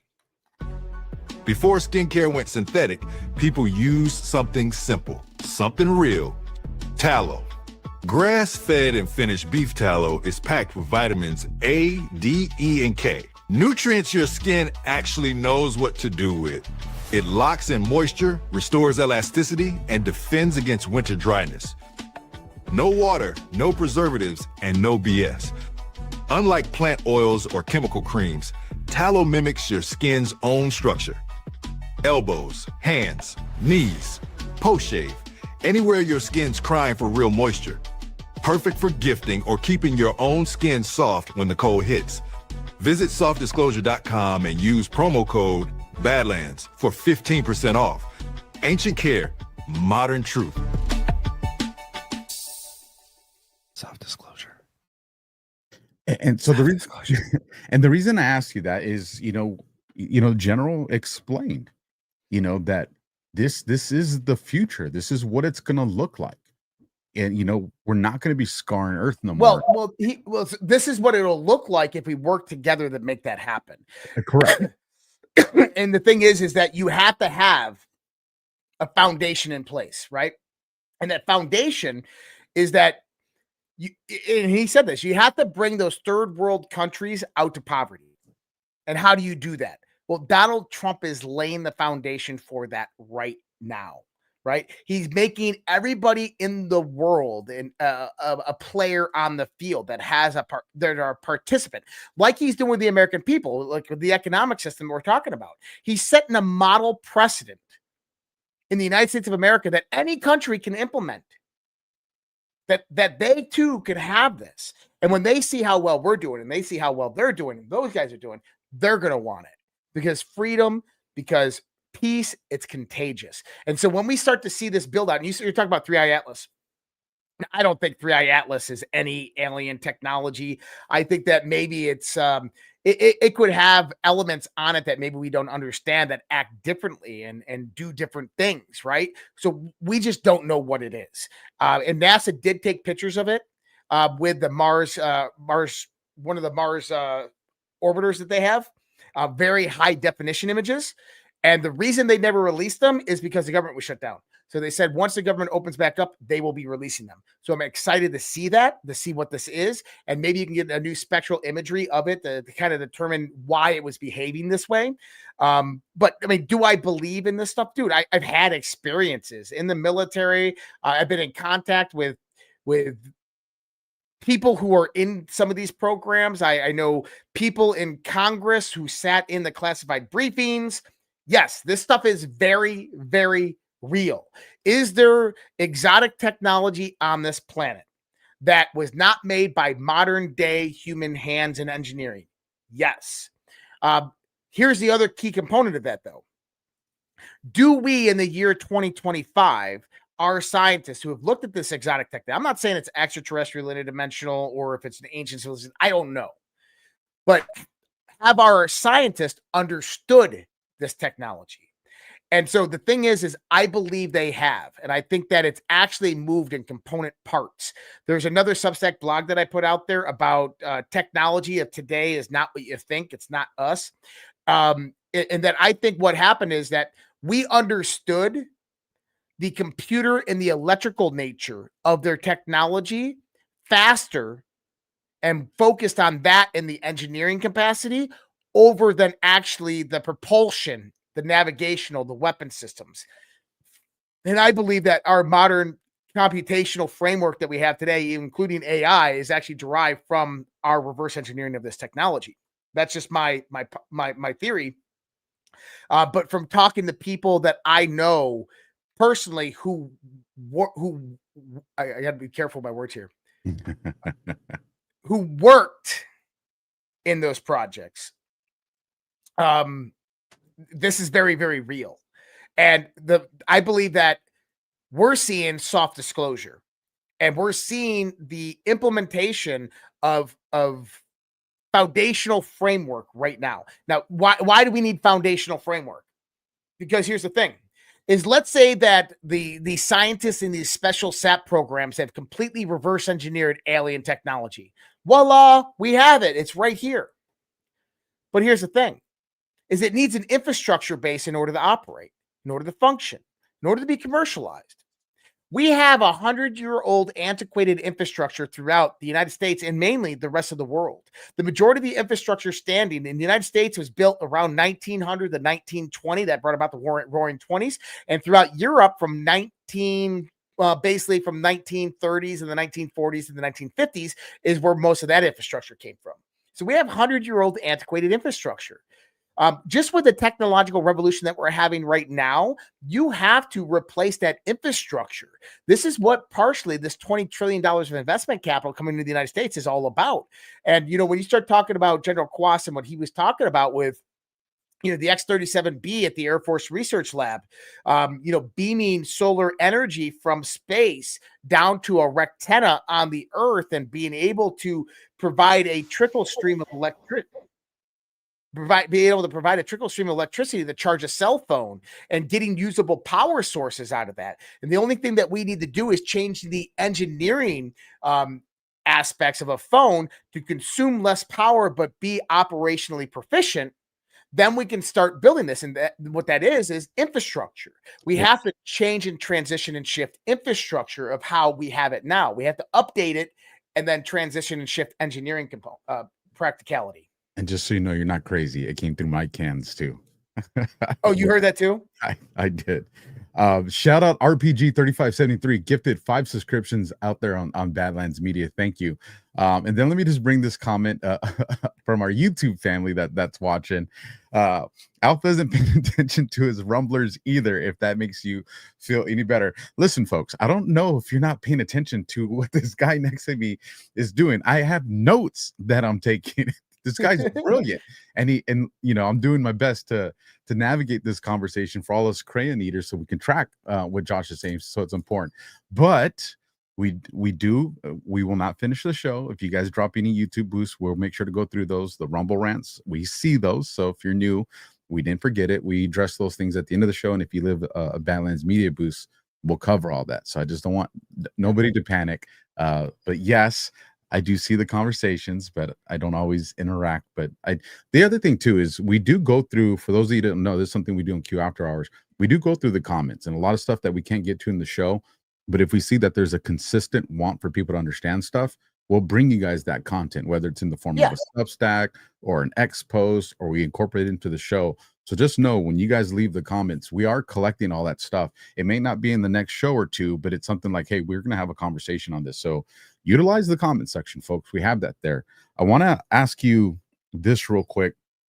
And before we keep pushing forward on, you know, kind of what the general indicated to us, because I think we got a little far because I brought up the 3i and I want to come back to it. And let me bring it up so everybody can see. This is just going to bring us back to kind of the banking conversation and what was going on. So if you go to 138, so 138 ends this list of countries and banks. And this is all from November 11th. When you go to the very end of this post, it says the Fed and the IRS. Fact: U.S. Federal Reserve is a privately owned company sitting on its very own patch of land, immune to U.S. laws. Now, I wanted to get your take on this, Josh, given the kind of the conversation we had, and then we can come back to this one because this one is intriguing me as well. I just want to make sure that we put a bow on this one. Is there an indicator, given all the stuff that we're talking about, the redistribution of wealth and all that, is this a hint that we see the destruction and taking down of the Fed and the IRS? Or is this something where we see that these institutions are also taken over by Trump and them? How does that play into this conversation? So here's the interesting part. The central banks have been shifting over the last few years to move towards centralized blockchain technology, CBDCs, cross-border payments, the stuff that we were talking about all earlier, the Bank of International Settlements Unified Ledger Framework. And the reason being is because if they allow decentralized blockchains and stable coins to rule the economic landscape, they become obsolete. The reason they become obsolete is because the whole idea behind like the original Bitcoin white paper and cryptocurrency was to go around banks, to remove the middleman from money transactions. Okay? Like the original Bitcoiners are libertarians that don't like banks. Right? So Bitcoin was specifically made. So I don't need any intermediary. All I need is a decentralized node point network that can facilitate the blockchain transactions. And I can remove the bankers from the puzzle. Okay. Now that's how a monetary system should work.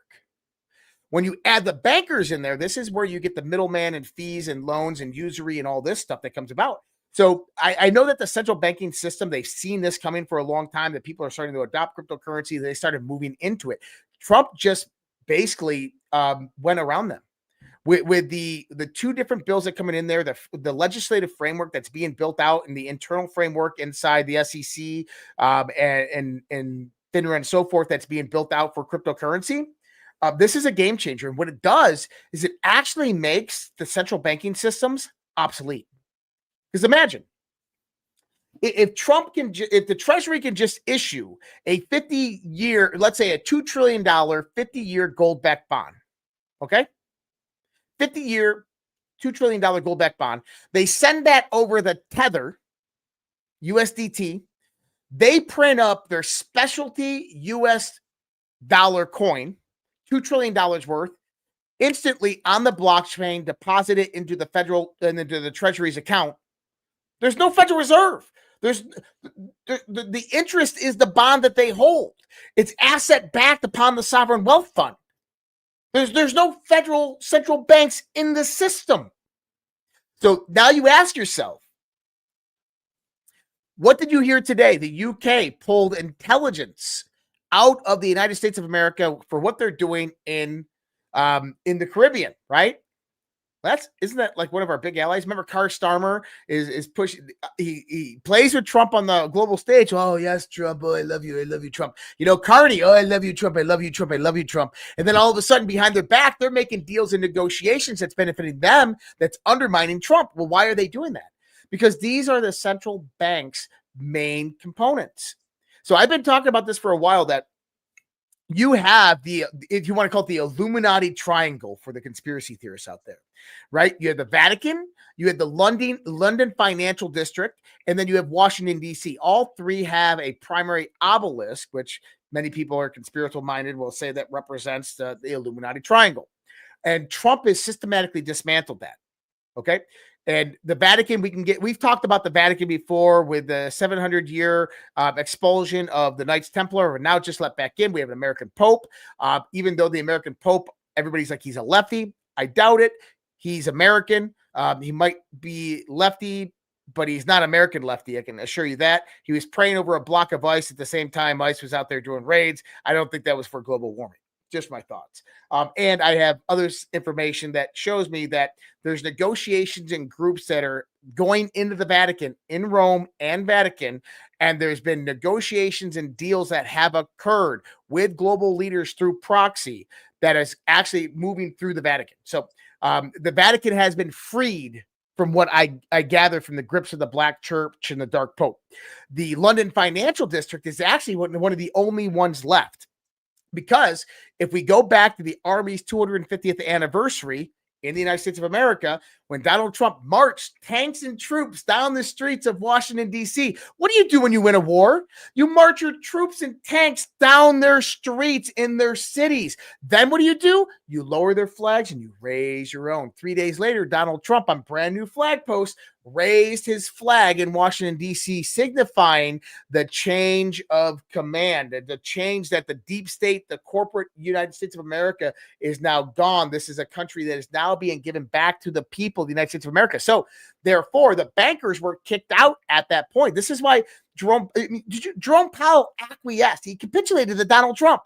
He's lowering interest rates. Okay.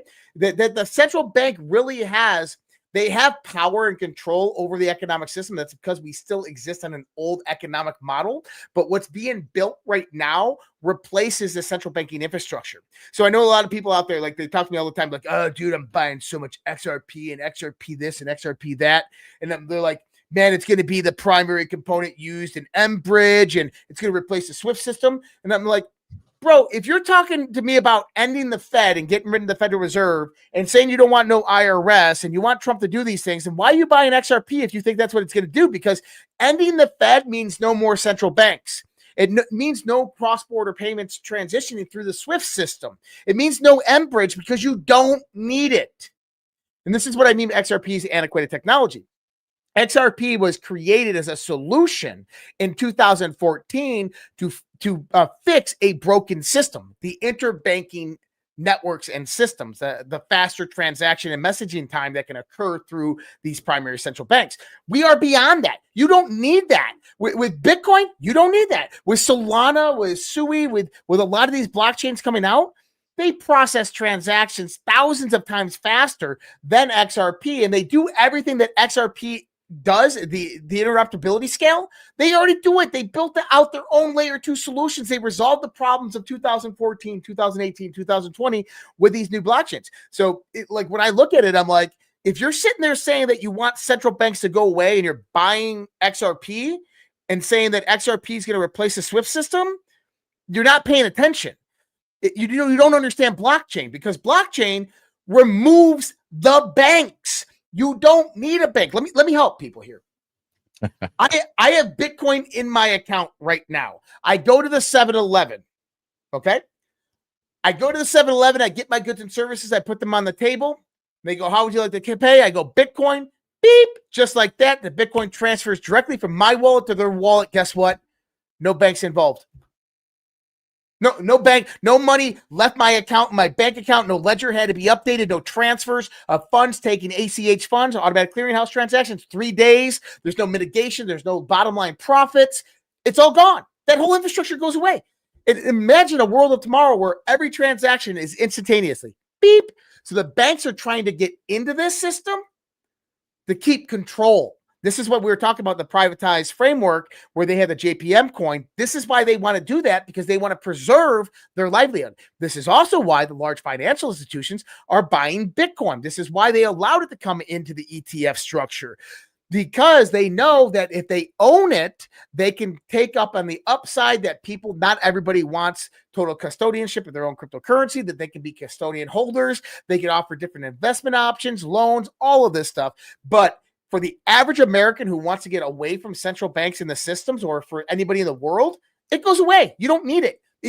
There's no need for it. The moment Bitcoin is accepted transactionally across the world, banks are fucking obsolete. And the Rothschild banking dynasty dies and goes away. There is no need for it whatsoever. But this is why you have the deep state in China that pushes back against the system, because they want the implementation, the utilization of those central banks. They want Alpha, think about this.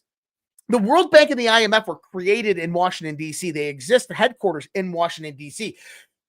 When the CIA, during Operation Gladio, during Iran-Contra, when the CIA went to Latin America, when they went to South America, and they destabilized these countries with paramilitary units and took over those countries, who were the next people to come in? The IMF, the World Bank. And they would take those new leaders that the U.S. just installed, and they would give them billions of dollars of debt, of which those leaders or dictators would embezzle, funnel to themselves. They would never give to the people. They wouldn't build infrastructure, because that's what they were told to do. Keep yourself in a third world country while we control the assets and we utilize your routes or your drugs and your resources for our own benefit. And then what happens? The IMF goes in there and puts this country in the debt for the next 60 years. And now imagine this happening all around the world. This is why we have so many third world countries. Countries were never allowed to move out of that state of a third world country because of the central banking infrastructure, World Bank, IMF, Rothschild central banks. Well, here's the thing. You take a drink and a breath real quick. I want to say you triggered the algorithm on something, because the thing shot up above 19,000 real quick. It's probably the Bitcoin maxis that are coming in like, yeah. I picture what's his name from the Titanic, the main actor, Leonardo DiCaprio. Yeah, you know the meme where he's like, that's how I picture. I picture G Money right now is at home watching DEFCON. He's like, Josh gets it. This is what I was trying to talk about. I do want to say something though to this real quick, because I do hold XRP, because again, like I said at the beginning of the show, I just need contingencies. I'm always going to have them. Is there, it's probably a definitive no, listening to the way you explained it, and G Money's probably going to call my phone right now and say, slap yourself. Is there a possibility of a hybrid system that utilizes XRP and Bitcoin? And the reason I ask that is because that's been hinted to me by some people. No. So Bitcoin and XRP, well, there's not going to be a big relationship there. So what you're seeing right now in private industry, and I consult in this world. This is what I do. Like, I don't want to say my day job, but I consult in this world. Okay. So what you're seeing is large businesses and organizations, they want to build out their own internal frameworks on blockchain. So they will adopt the XRPL, the XRP ledger. And they'll go out there. So like the country of Germany is one example. So the country of Germany is trying to build out their own blockchain infrastructure, right? So what are they doing? Is they're bringing in XRP and the XRPL team, and they're consulting with them, and they're helping them build out this framework. Does it mean that they're going to utilize XRPL or XRP? No. It just means that those people are helping consult with them to build out their own that replicates the nature of it. So there's a possibility, but like in my thoughts, the altcoin and listen, G Money is convincing me more and more every day that it's Bitcoin and Bitcoin only. Okay. Like the first guard I was at was Chandler, and I was on a panel with G Money, and it was basically Bitcoin versus altcoins or shit coins, right? G Money, shit coins. And I defended myself pretty good, because I said, look, when I look at altcoins, and this is kind of what I want people to see, is that when you look at altcoins, Ethereum, Solana, Sui, Cardano, don't think money. Think data. Think information. How do you imagine an internet based in space, but how do you mitigate transactional data that is preserved, that is going through AI? How do you bring that data all together through blockchain? Well, you need high speed transactional timeframes, of which Bitcoin does have layer 2 solutions that are being developed that can do that, but it's much easier and better to utilize an alternative coin. Now, one of the ideas there, this is like an old Bitcoin example, is do you receive a lot of spam? Okay. Imagine if email providers made it to where you had to pay, 0.1 Satoshi per every email that you send. But here's the key. You send me an email, you pay 0.1 Satoshi. I respond back and you get that 1.1 Satoshi back. Right? So now spam goes away. Spam is non-existent. You're never going to get spam ads ever again. That's huge, right? That's the kind of custodial level trust that Bitcoin builds. Bitcoin itself, and this is what G Money talks about a lot. It's a representation of energy. So the number one thing I do whenever I'm talking about a topic is you always have to define what you're talking about, right? So if I asked you, Alpha, and don't just say Bitcoin, but if I asked you, how do you define money? Man, I'll do it in you on the spot. I'll do it in its simplest form. ChatGPT, how do I define money? No, not as how I'm learning what it is, but how I've historically understood it. That's how I'm going to define it. It is a piece of paper that has been printed to support the alleged amount of money that exists somewhere that I'm in control of because I have this paper. It's a promissory note, and I'm giving it to a person who's giving me a service or a good that can either cash that in later so that they now have that promise of owning this thing that is supposedly supported somewhere so they can continue down that pattern. Okay. So it's a promise. Really simple. You're absolutely right. It's a promissory note. So basically it is a intermediary. It's an intermediary of value between you and the marketplace.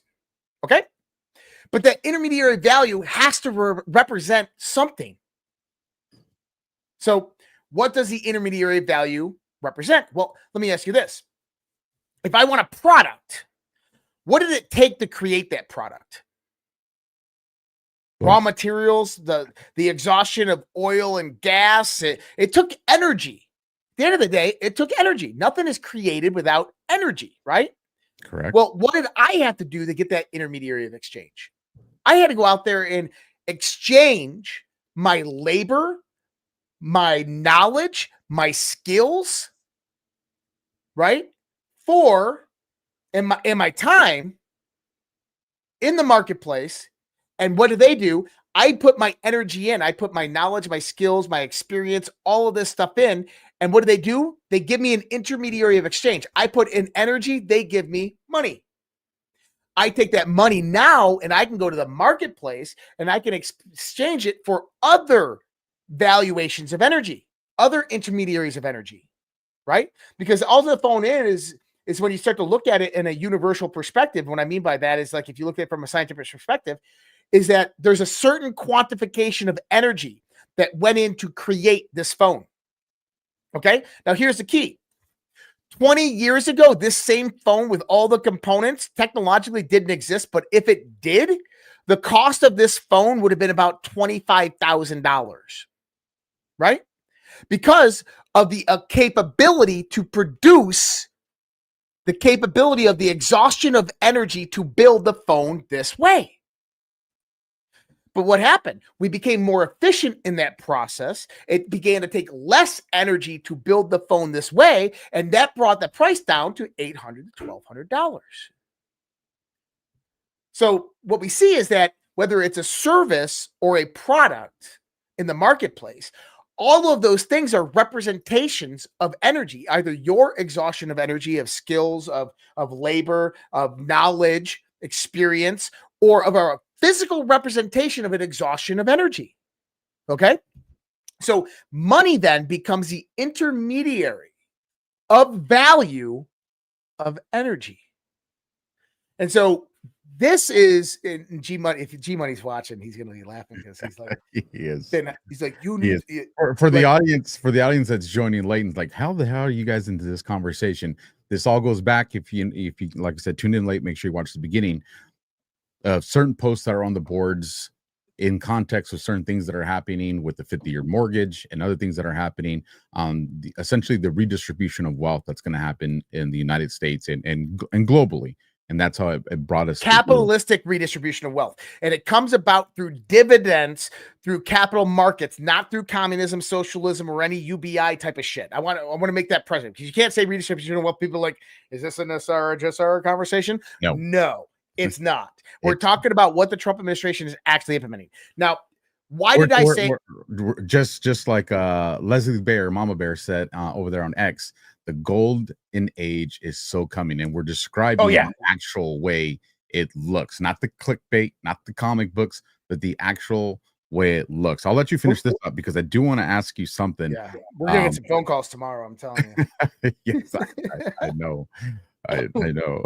Let me finish this one part, because this is the real key to understand.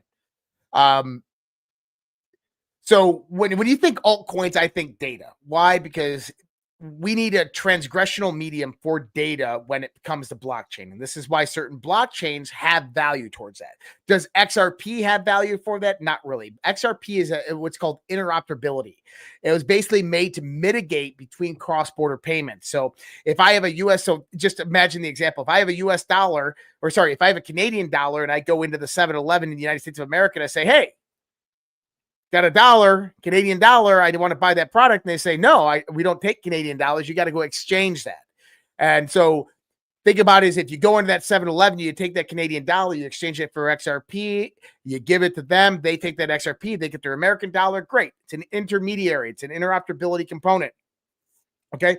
But when I talk about Bitcoin, this is where it gets truly interesting, because Bitcoin becomes real money.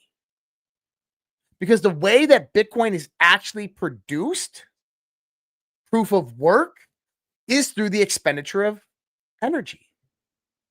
So the energy that it's expending actually increases over time, as well as the computational level that it has to bring about increases over time. So that means that energy and computational power actually have to increase as the algorithmic functionality also increases to mine the next Bitcoin. And this takes a certain amount of energy, which is calculable, which means that every block of Bitcoin exhausts a massive amount of energy. So when that Bitcoin comes out, it already has a relative intrinsic value of the exhaustion of the energy of the value that it was brought about, right?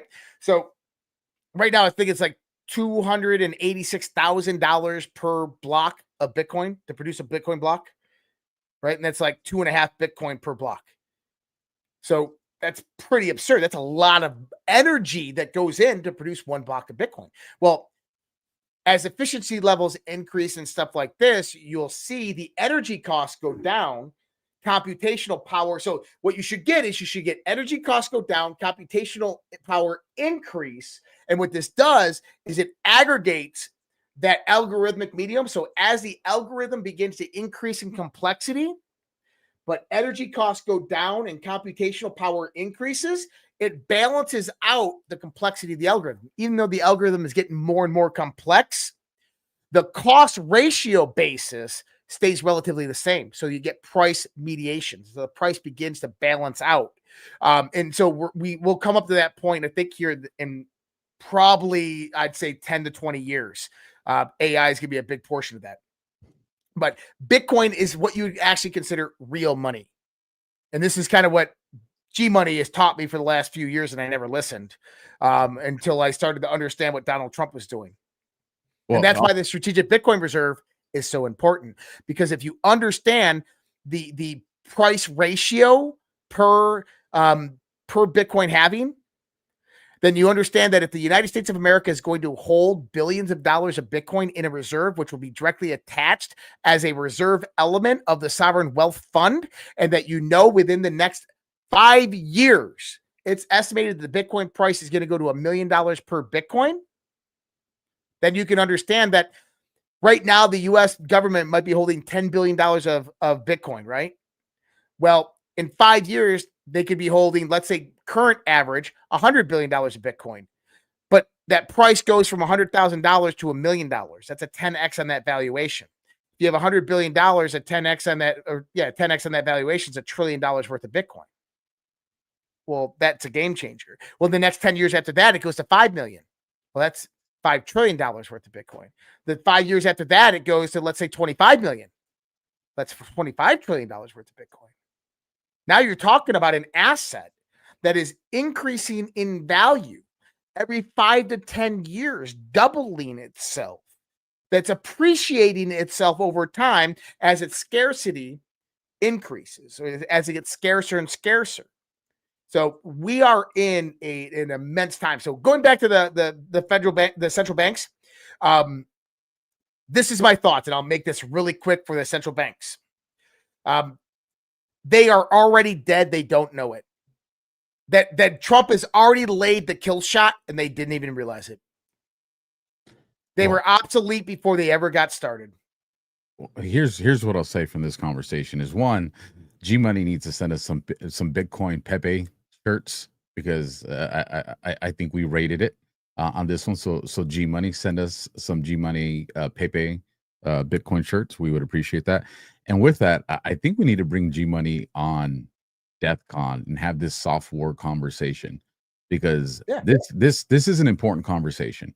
And it goes even farther out on this. For those that don't know, this Bitcoin does serve a purpose in a war if you understand how it's being utilized.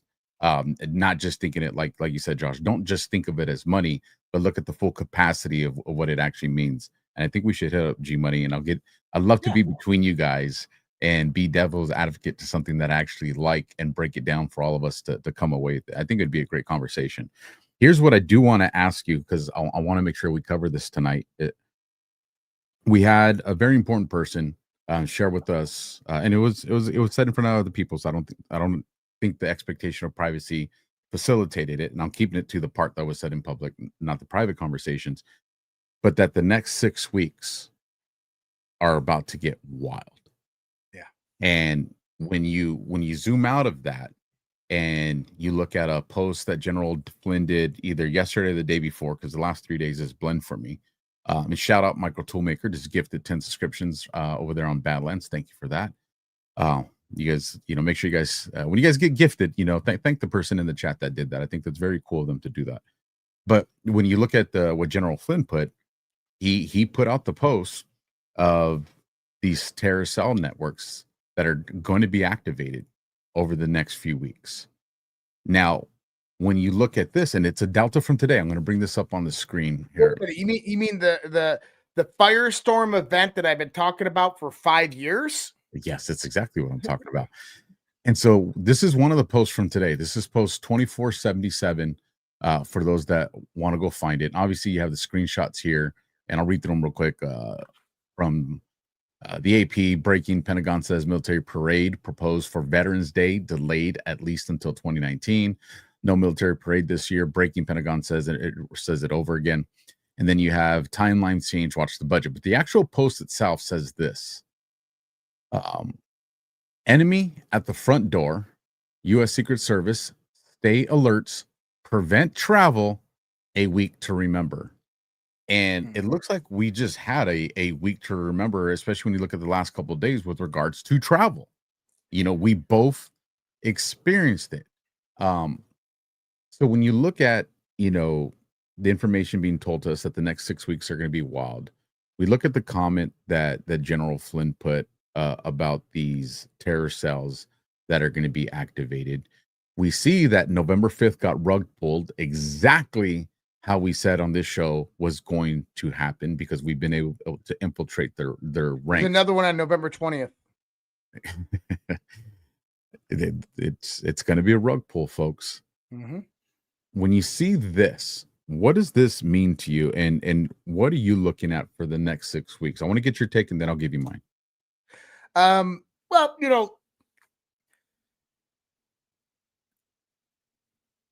So let me kind of start at a foundation, okay? Because we gotta. I think people need to understand why. Because there's probably a lot of new people here that don't understand what we're talking about, how we just transitioned from Bitcoin to this. So let me bring up a post real quick, okay? And this is 1753, July 29th, okay? Foundation, bottom the top layers, FISA equals foundation start. People are more aware of current events, established link. Think criminal illegal acts to prevent overturn presidential election of POTUS, public awareness, evidence introduced, MSS cover link. Think sessions. How do you build a home? This is where it gets important. How do you build a home? Foundation to structure, layers. And then it says here, layers, uranium one, Iran, human trafficking, Haiti, corruption, etc., logical thinking. So FISA also in other posts equals start. Now, this is so critically important to understand because for a lot of different reasons. I've laid this out to my audience, the Badlands audience, on our various different shows, your audience. I say it all the time with Nino, is FISA equals start. What does this mean? Is think about FISA as that single point to where the Trump administration, the Trump DOJ, begins to investigate. Okay? Now, we've heard DNI Tulsi Gabbard, we've heard Kash Patel, Trump all say it. There's no statute of limitations on a continuous criminal conspiracy. Right? So there was some news that came out today. Talking about the John Solomon one? Yeah. Let me pull it up. Clinton corruption files. Bonnie Patel unleashed new evidence about former First Family Foundation.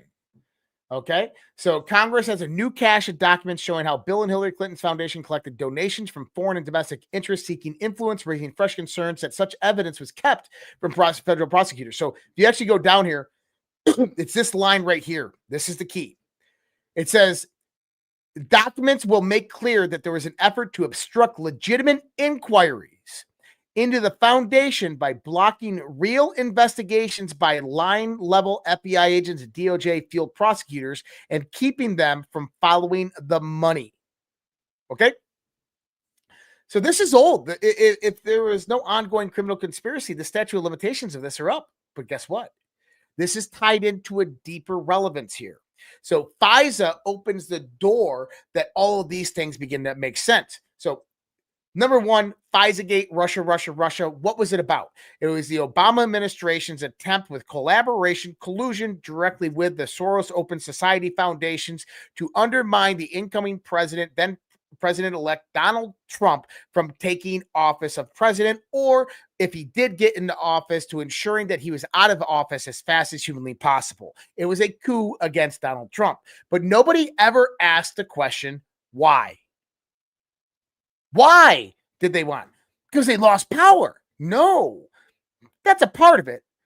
But you have to understand, the majority part is that they were covering up their crimes over the last 8 years, selling off of military SAP programs, special access programs. That was one of the key points in all of the board posts, that SAP programs was one of the initiatory parts of how this all started.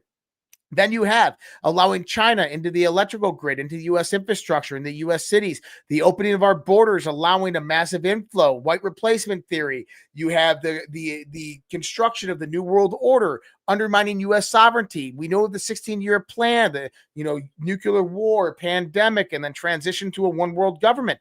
This was what they were setting the stage for, and Donald Trump put a fork in their spokes. So they wanted to move him out of the way. So number one, they can cover up their own crimes and complicities. And number two, so they can continue with their agenda. And so they tried, but they couldn't get rid of Trump. And that moved to 2018, George Soros, preemptive collusion for all the crimes that happened in 2020. What do I mean by that? Him going out there and funding the midterm elections, bringing in attorney generals and secretary of states in states, getting them elected through election fraud measures, but primarily through funding methodologies.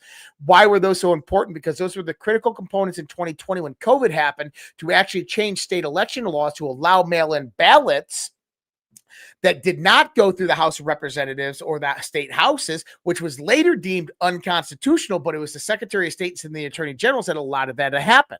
We didn't know that in 2018, but it makes sense now when you look back on it. So that was preemptive collusion in 2020. And then, so when we start to look at this, is you have FISA backwards, you get Uranium One, you get Benghazi, you get Fast and Furious, you get Muslim Brotherhood infiltration, you get China SAP programs, you get all those crimes there. Then you get FISA, then you get 2018, COVID-19, 2020 stolen election, January 6th, weaponization of the DOJ against Donald Trump. Then you get the 2024 election, and now you come to present day. Well, guess what? That is a continuous criminal conspiracy from 2008 into present date, which means that all of those crimes are fair game. And this is why we see Jason Quinones over the attorney in the Southern District of Florida, that he started with Mar-a-Lago, but then Mar-a-Lago led to the 2020 elections, and it led to J6, and then it led to Arctic Frost, and then it led over here to FISA-gate. But now we have another grand jury that's in Virginia that's doing Comey, and they're in the FISA-gate. And from FISA-gate, it's going into Christopher Wray and Arctic Frost. And then we have another grand jury that's in Pennsylvania. We don't know what they're doing yet. But what you're going to find is that all of these grand juries are going to start one place, and they're going to start moving outward because there's an ongoing criminal conspiracy that's integrated towards all of these crimes. And so all these grand juries begin investigating, and they start finding parallels between each other's cases. Well, then what does that do? RICO. I mean, so this is where we're at. And here's the thing, is we're at that tipping point. We're at that precipice where it's about to go really fast. So we're still at drip.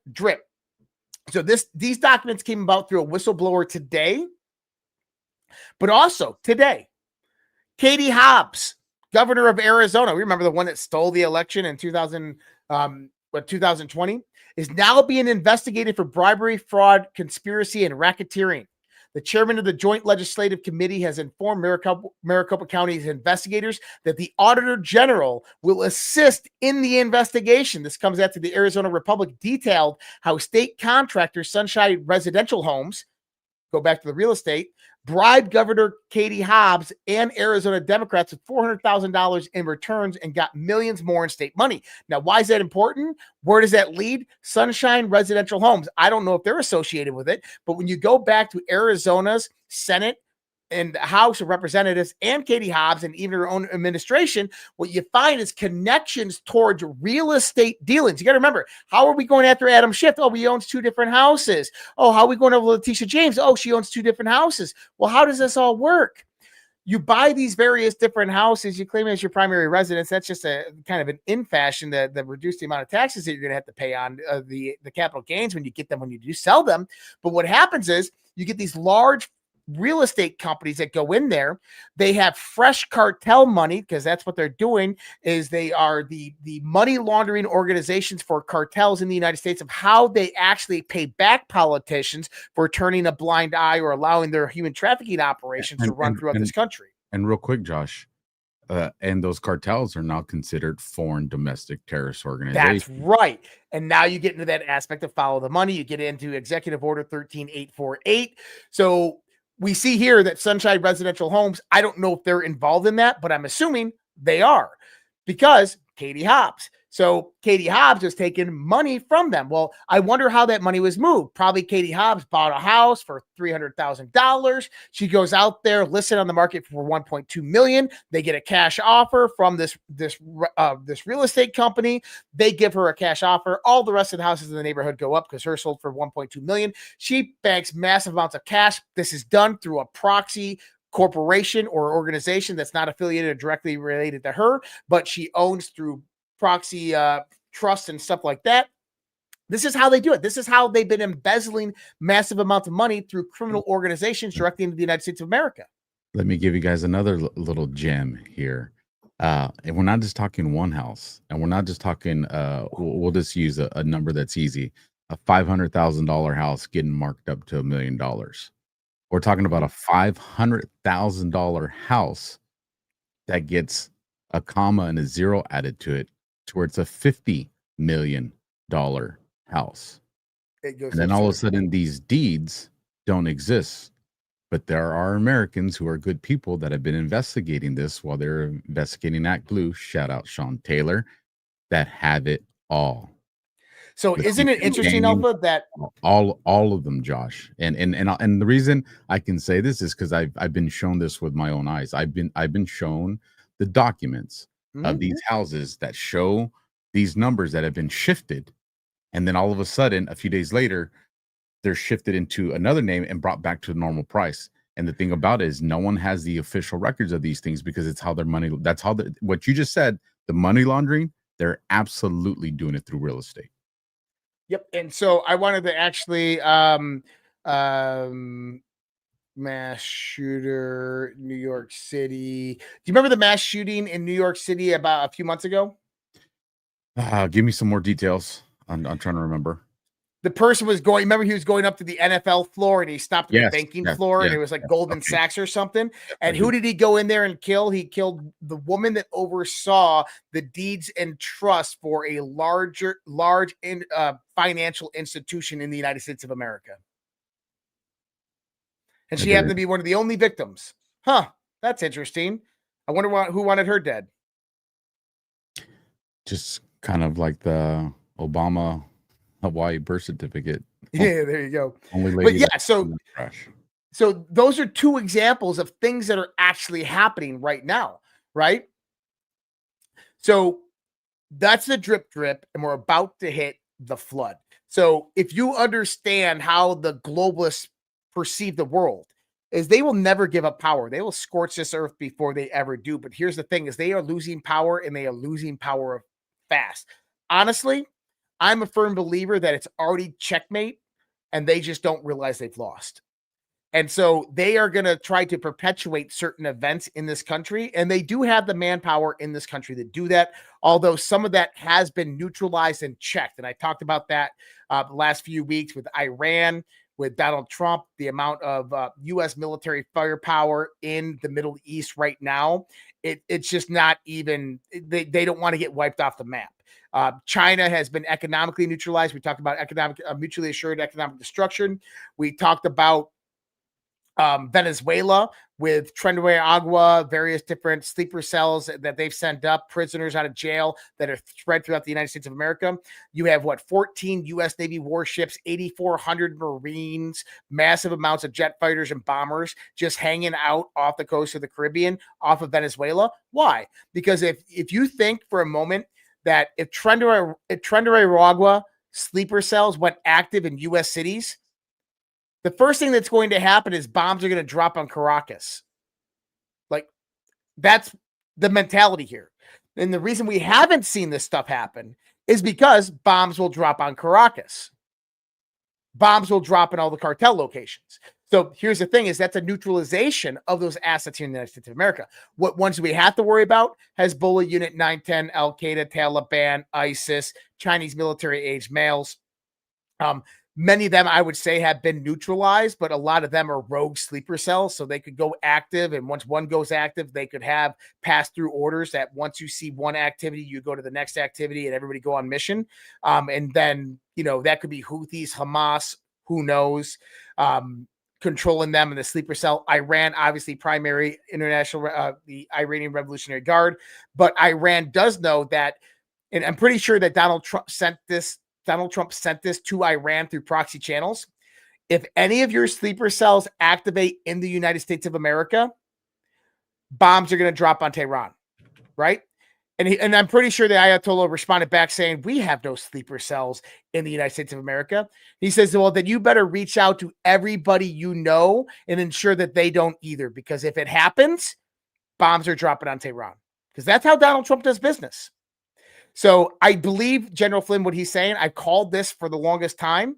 I think it's going to be radical leftists, Marxists that are going to rise up. They are the ones that are the easiest to activate. I think that we've infiltrated a lot of these movements, but the idea that General Flynn is still saying it's going to happen means that there's rogue actors and we don't have full control, even though we've infiltrated it, and that we'll probably see it come from that point. And also radical Islamic terrorism that has been here, Muslim Brotherhood, CARE, all of these organizations that have operated here for a long time that are under various decentralized funding, not directly associated with nation state actors. I think that we'll see that type of stuff actually happen when these prosecutions, indictments start to roll out, especially the larger ones, Hillary Clinton, Obama, stuff like that. And I agree with you. And I think Trump put out a post on November 5th that kind of solidifies exactly what you just said. Before I pull up the post, you want to tell everybody what was the concern around November 5th? And there's a little quote song that goes along with that. You want to tell everybody about Remember the 5th of November, gunpowder, treason, and plot. And so obviously V for Vendetta or Guy Fawkes, the gunpowder, treason, and plot scenario there. There was a communist group that was planning a mass protest in Washington, D.C. Their objective was to surround SCOTUS, surround the White House, and that they were going to increase their numbers and not leave until Donald Trump left office. From my knowledge, nobody ever showed up. Because they got rug pulled. And why? Well, let's listen to what Trump said on November 5th. On November 5th, 2024, the American people reclaimed our government. We restored our sovereignty. We rescued our economy. We regained our liberty. And together, we saved our country. President Donald J. Trump. Now, there's a 33-second video, 7:24 my time. So this is a 10:24 Eastern time. So if we go to civilian time, post 10:24, it's April 4th one, Jared Cohen coming soon to a theater near you. I can't think of anything that's relevant there. If we go to military time, we have 22/24, September 19th. You got CM, please confirm ASAP resource upgrade, tracking 330,000 IPs, which is causing extreme lag. Yeah, that's 8chan. That's Code Monkey. That has nothing to do with it. But number 33 for the 33-second video absolutely gave me some it resonated with me. November 1st, 2017. I'm hopeful my time spent here was not wasted. Note few, if any, shows inside this thread. Reason for that, it's being monitored, recorded, and analyzed, and don't want clutter. Take good care. God bless. And I think this played, even though that was something different, I think that concept is what played into November 5th and why there was this rug pull, because it was being monitored. It was being recorded. It was being analyzed. And they got rug pulled and they didn't have the ability to do it. And when November 20th rolls around, it's going to be the same damn thing.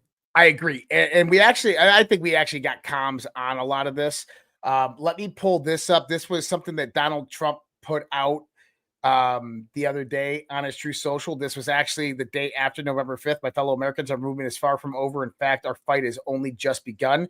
This also correlated with it has begun after Mandani actually won New York City. And so once we see this, we start thinking Q55, my fellow Americans, right? What's interesting is what happened after this. So November 8th, the Department of Homeland Security put out a video. And I saw this video and I said, this is a very odd video. Okay. So I'm going to pull this video up. It's pulled to the screen. This is what the DHS put out on their X account on November 8th.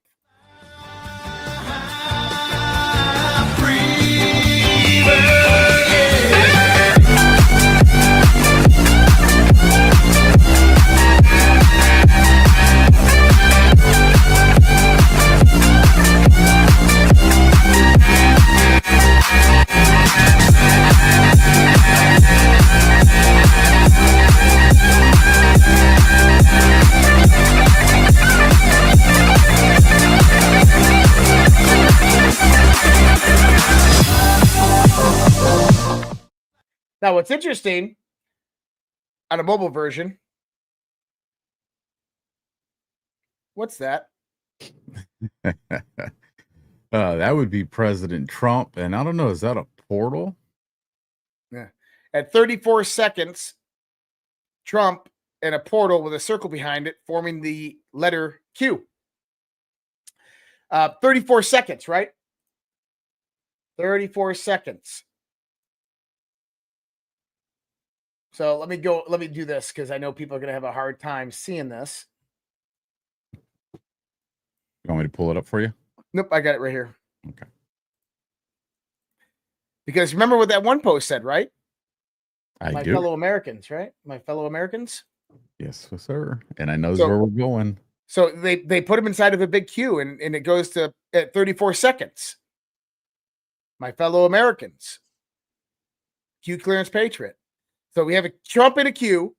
This post at 34 seconds. It goes to Q clearance patriot. And it starts off with, my fellow Americans, over the course of the next several days, you'll undoubtedly realize that we are taking back our great country in the land of the free from the evil tyrants that wish to do us harm and destroy the last remaining refuge of shining light. On POTUS order, we have initiated certain fail-safes that shall safeguard the public from the primary fallout, which is slated to occur in 11/3 upon the arrest, blah, blah, blah, actionable 11/4. Now, why is that important? Because number one is don't worry about the names. Don't worry about Podesta or Clinton. Just understand 11/3, 11/4 are marker points and times. What happened on 11/4?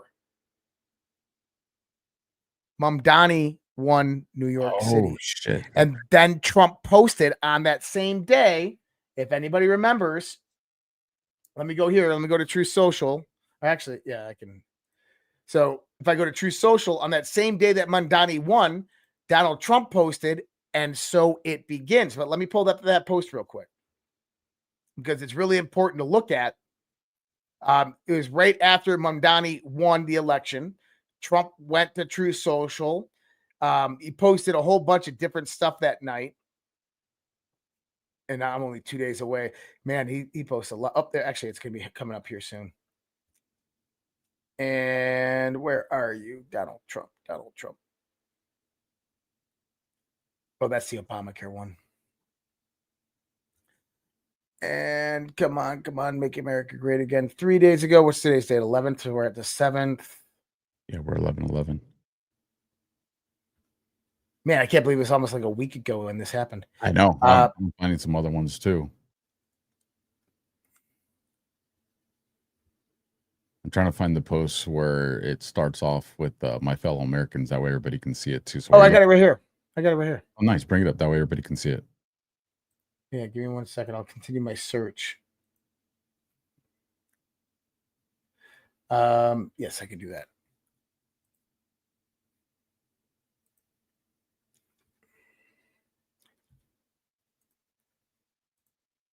So that's my fellow American. Am I going to play it? Yeah, please. My fellow Americans, our movement is far from over. In fact, our fight has only just begun. We are one movement, one people, one family, and one glorious nation under God. So with American pride swelling in our hearts and American courage stirring in our souls, I say these words to you tonight. We will make America great again.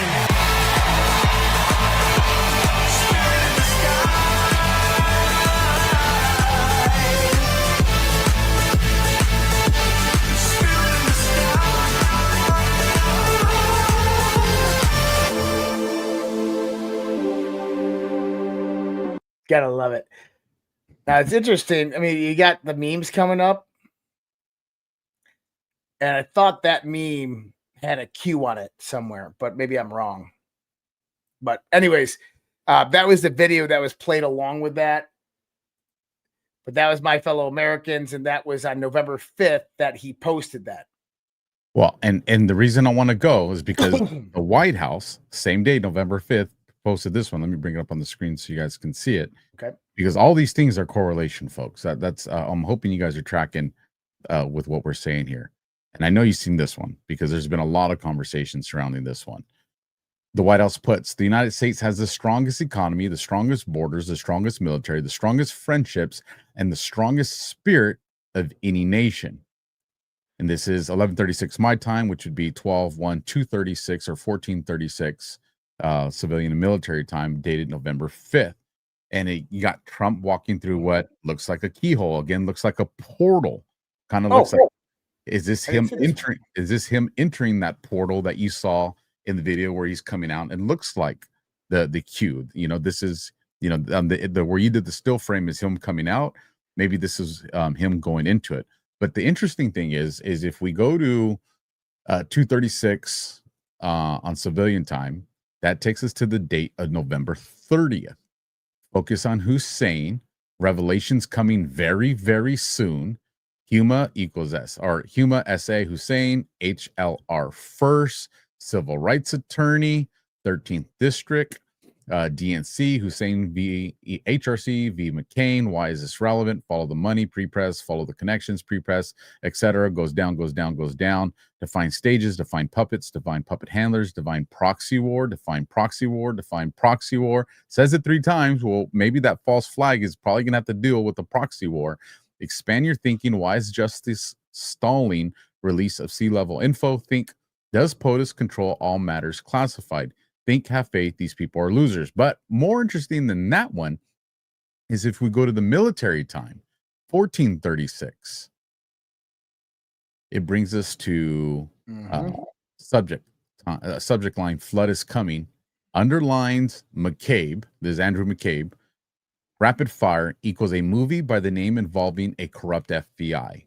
Flood is coming equals FBI director Andrew McCabe sent an email with the subject line, flood is coming, indicating CNN is going to run a sensitive story.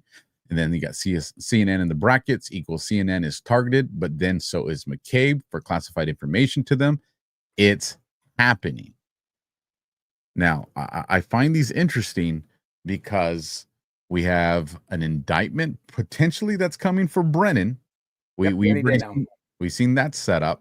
And are we probably going to see a McCabe one on the same day or immediately following that? And so again, remember, this is all being pulled from this post, which is the same day from the post that you were talking about. Your thoughts on that, bro? Oh, I love it. I think you're spot on, and I missed that one. So, and here's the direct correlation to all of that. So I'm going to pull this one up and go here. So this is, and so it begins on November 4th. This is Asma Mandani 1, right? Now, I want people to do this. When you look at Trump's post, and so it begins, 3 dots, 3 letters, 2 letters, 2 letters, then the word begins, an exclamation point. That's 17 characters. Understand that. And so it begins, dot, dot, dot, and so it begins, exclamation point. Now, when you go in here, and we're going to do 2 different things here. We're going to go to the board. 11-4. 2334. Remember, this is in reaction to Mandani winning. Statement from the president on the national strategy for counterterrorism. Okay. This is when he created the National Strategy for Counterterrorism Task Force in 2018.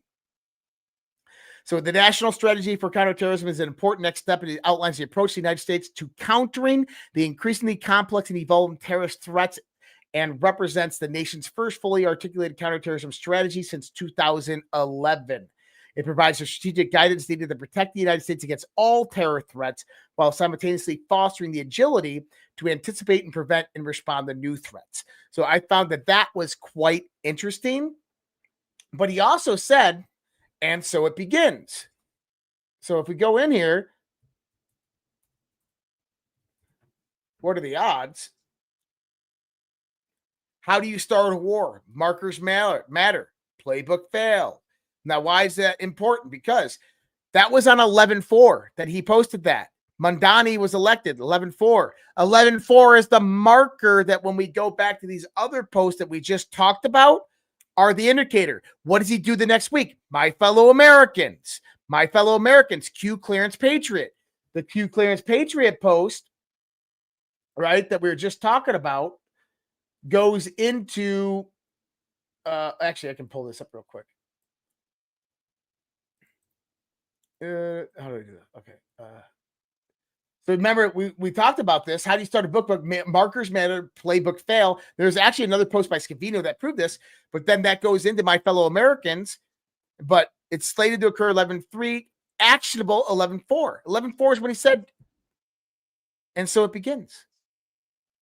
So this is direct comms coming from Trump, Scavino, White House, DHS, Flynn. We got confirmation from Flynn that these are the new boards.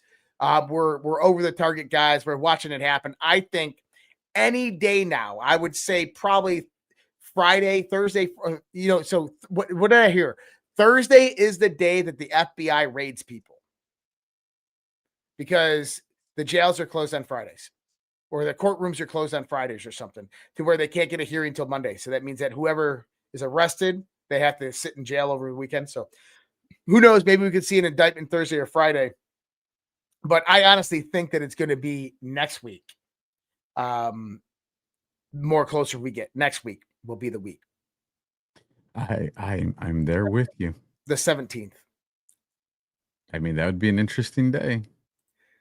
And then another point that came out today, actually didn't come out today, it came out this last week. Paul Sperry, he said the mystery of room 9582. Investigators have been combing through access logs to pinpoint who tried to conceal hundreds of pages of incriminating Russia Gate docs in a secret skiff at FBI headquarters on the weekend before Monday, January 20th, 2025, Trump inauguration, in violation of 18 USC 2071. Now, this is really interesting in the context of a post because when you go to the boards, there's a post that actually says exactly what they're talking about. Let me pull this up.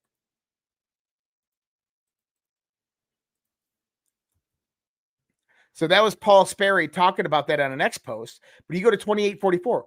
What is the process to enter a skiff? What security level must exist in order to gain entry? Can non-security level persons be invited to participate? Do logs exist for each designated meaning? Do logs record time, in time, in who, out who, right? Ability to enter a range without paper trail. And it goes into, don't worry about that. Skiff logs can be very revealing. Hussein's code name, Renegade, defined Renegade. Now, why is that important? Because I'm talking about this as a real-time aspect.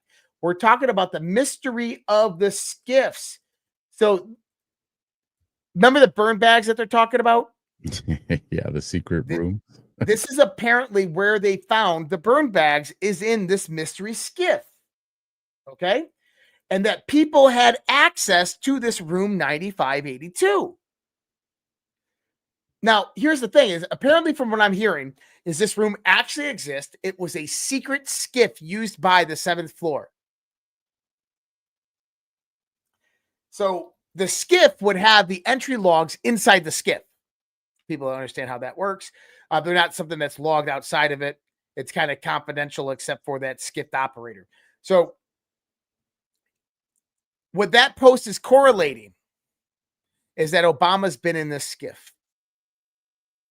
And we're about to find out this because they access logs to pinpoint who tried to conceal hundreds of pages incriminating Russia Gate docs in a secret skiff at FBI headquarters. Now they're saying on the weekend before January 20th, but who knows? Maybe it was Obama. Maybe it was Christopher Wray proper. But let me ask you this. How did the Trump administration, Kash Patel, all these guys find the skiff? I know how. 8647. When does a bird sing? When does a bird sing? Who told them about the skiff? Who told them where all the docs were? Access log files? James Comey. Because what did Flynn say the other day? Here's my message to you, Jim. General Flynn, on an interview with Benny the other day, said, here's my message to you, Jim. This is a very hard line. You're the first domino. You had the chance to do something good for America. You have a chance to tell the truth. You have a chance to maybe even mitigate your prison sentence by giving us everybody else. Flynn said it, exactly what I've been saying. Comey is crying like a bird, singing like a bird. I'm 100% with you on that one. 100% on you with that one. With that, folks, I know you guys want us to keep going. But you know, we're at that 2 hour and 40-minute mark, and we got to do our Rumble rants. So I don't see any super chats that came in from YouTube. So let me check the Badlands boost just to make sure we don't have anybody over there. We don't want to leave them out. So let's see. We do. Okay. So I'll go with the Badlands boost first. We have My Doe Eyes, $17. You guys freaking rock my world. Thank you for all you do. Thank you for that. Let me go through, and that looks like we should be solid. Scrolling. Yeah. And that takes us Q after ours. All right, so we're good on Badlands boost. So now I'm going to bring up on the stage our Rumble rants. And so let's start from the very beginning, right out of the gate. $100 from Hope continues. Thank you, Alpha and Josh, for your service to our country. Also, thanks for doing this show. Always lots of good information. Thank you, Hope. Appreciate that. $10 coming in from Elise. Happy Veterans Day, Alpha and Josh. Thank you for your service. $5 from Gail Time. Happy Veterans Day, fellas. What great weekend. So great to meet you. And likewise. $20 coming from Vico. Thanks for your service, guys. And if I butchered that, I apologize. Let me know in the comments how to say it properly if I did. $10 coming in from, I'm guessing, Illinois' Danny. Saluting and honoring our veterans today. Thank you for your service, Alpha and Josh. And thank you to those in the chat who have served. RIP to all who have fallen, especially my friend, Sergeant CPA, March 15th, 09. Semper Fi to Sergeant CPA. $5 coming in from Cat 60. Remember what I said. Gators on golf courses are wild. Thanks for all you do, guys. And that comes that Cat 60 is referring to a story that I will share on SitRep this Thursday on how CanCon almost got Alpha eaten by an 11-foot alligator. You don't want to miss that story. We'll talk about it on and photos and video to prove it, folks. $20 from Tandaluz. Happy Veterans Day to you both and to every vet out there. Thank you for your service and thank you both for this badass show. Heck yeah. $100 coming in from Jules 1533. Love your work. Thank you for your service. God bless. Thank you, Jules. Appreciate that. Heck yeah. $2 coming in from WT by Free. Just tuning in. Did you guys cover the link on the Ingersoll site? As a matter of fact, I have that pulled up. So let's take a pause here for a second. I don't know if you saw this, Josh. Let me switch screens here so I can bring this up. Just Jim Watkins fucking with the Anons. So here is, well, this is a little different because, and I actually might even be thinking something different, but regardless, I want to take us to this because it's actually on the White House Gov site. And when this was sent to me, I was like, tell me the link's still working. And if so, send it to me. And they did. So this says, America is back. This is the White House. Democrats have shut down the government. You see the ticker still going, honoring our vets, Donald Trump's signature, and ego, and has all the executive actions. Mm-hmm. But the key here, and I don't think it's going to make this part big. No, it doesn't. The key here, actually, this is what I'll do. I'm going to screenshot this in real time, this hyperlink. All right. And let me bring this hyperlink big. So you guys saw the hyperlink that I just showed you. Now I'm going to show you. Remember, this is the whitehouse.gov. Now I'm going to show you. It doesn't let me do it. You know what? Let me say it. I can save it. Give me 1 second. I'm going to put it in our media assets because this, you guys need to see this with your own eyes. I don't want you guys just to be taking Alpha's word. Let's go to desktop where I just saved this. There it is. Open. All right. It should only take a few seconds to save. All right. Remember, this is the hyperlink, folks, for the White House. This is going to, bro, this is going to blow your mind. For what? For 1020 lights on green for go.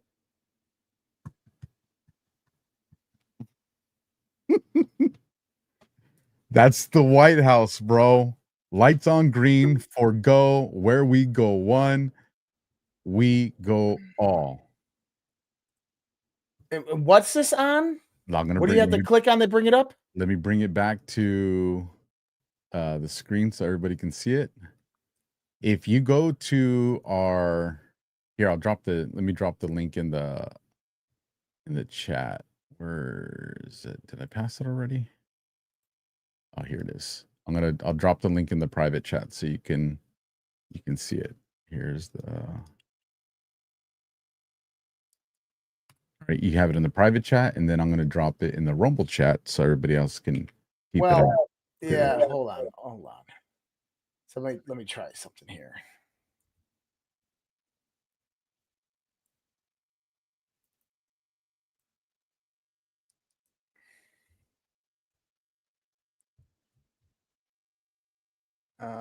Okay, well, I can do this. Boom, boom, boom. And I'm just messing with this real quick. So give me a second because you have various different the IL equals 4, 10, 20 lights on green, where we go when we go all.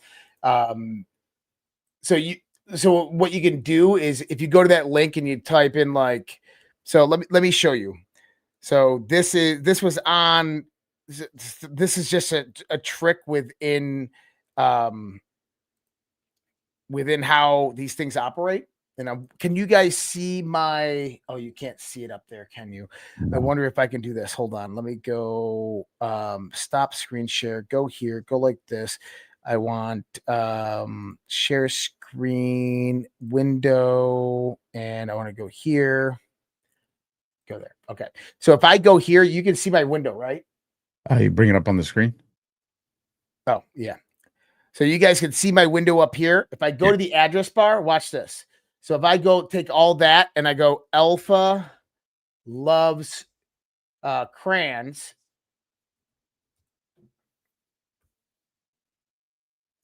So that IL equals is just a marker. So it just, I can type anything I want in there. So I can create any hyperlink I want. So for instance, I'm going to copy this, right? And then I'm going to delete all this and just go to whitehouse.gov. And there's your page, right? Right. So when I go to whitehouse.gov, the link is just whitehouse.gov, but that IL moniker, I can type in Alpha Loves Crayons, and it's going to go to whitehouse.gov with Alpha Loves Crayons. So what that is that's just Jim Watkins or whoever's over there running that George magazine, running that Ingersoll Lockwood page, just fucking with people. It has that link has absolutely zero relevance whatsoever.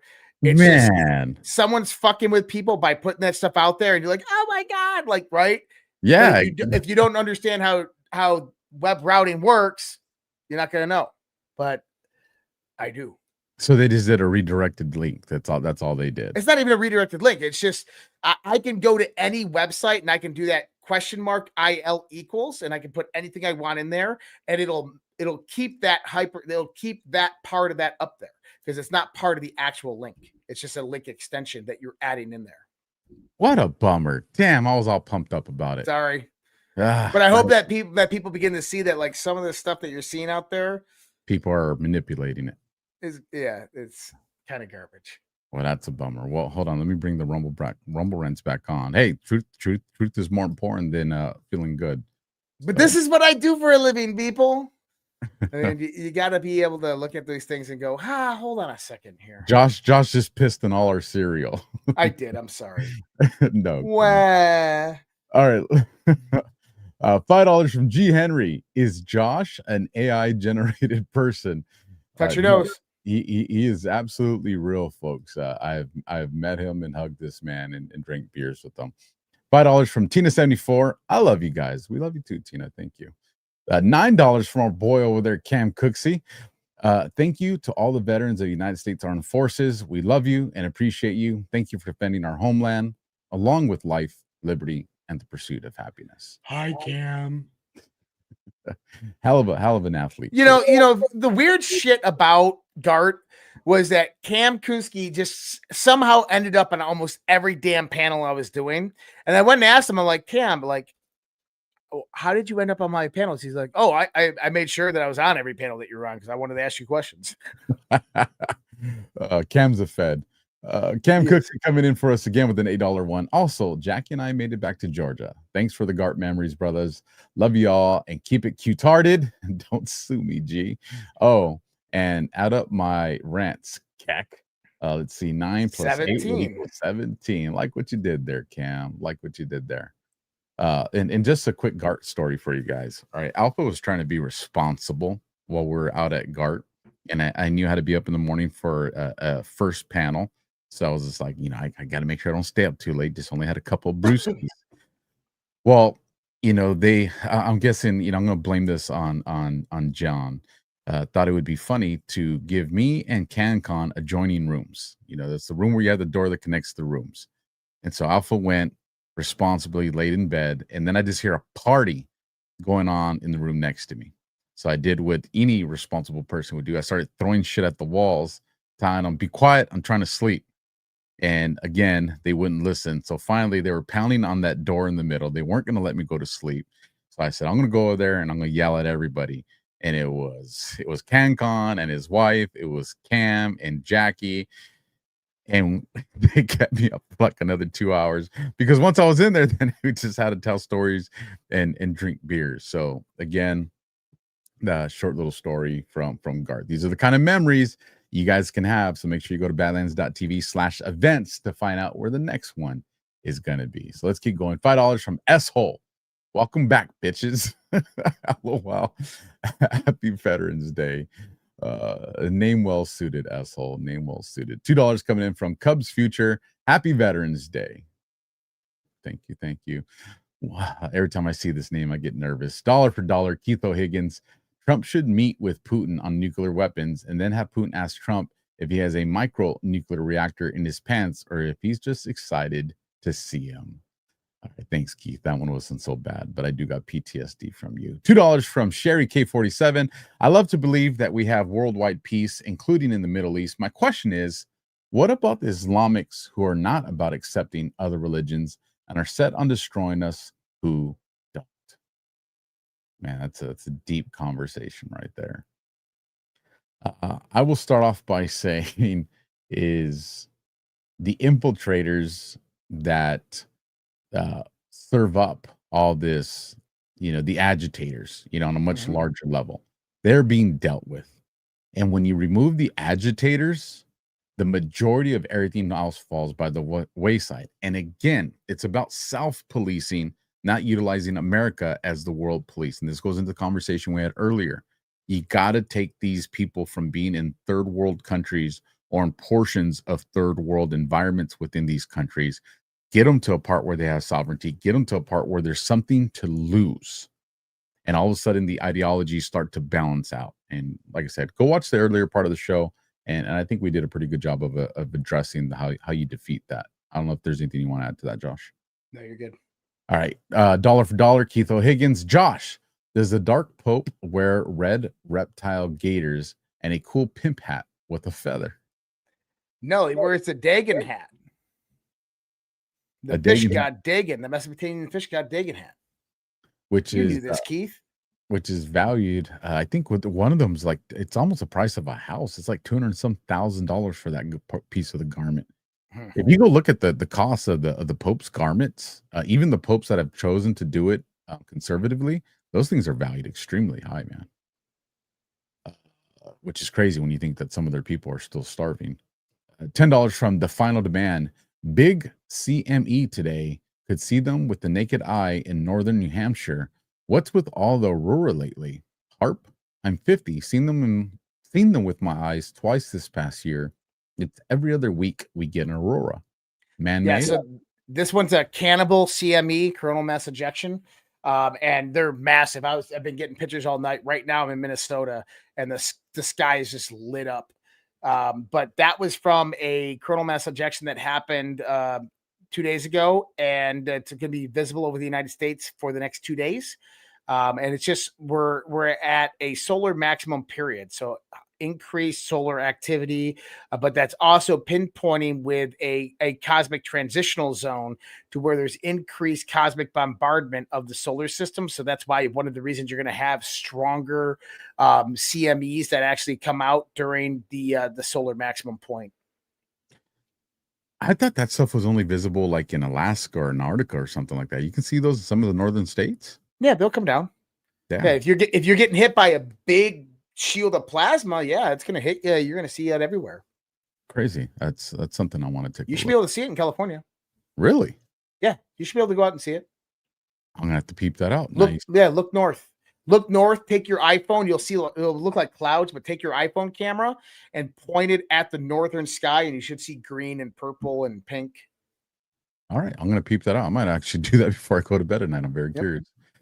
$10 coming in from Charlotte Moore. Thank you for keeping Minot in the story.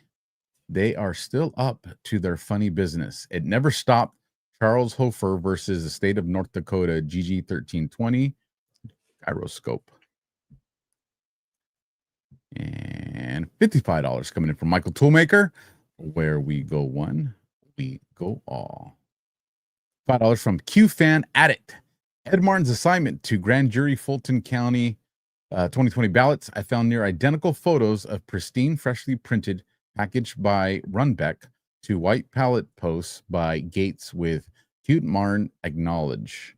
Yeah, that was the post that went out there, and the Q was orange too. Shout out to the Bitcoin on that one. And I'll see if I can't get Eagle Ed Martin to come on one of these shows. He just did a show tonight with a couple of my friends on X. He did an X space. So if he's willing to have these conversations, maybe we can get him over at Badlands. We'll see. Cross your fingers, folks. $1 from Angie K. Liz of Arizona found the mortgage fraud. She exposed it.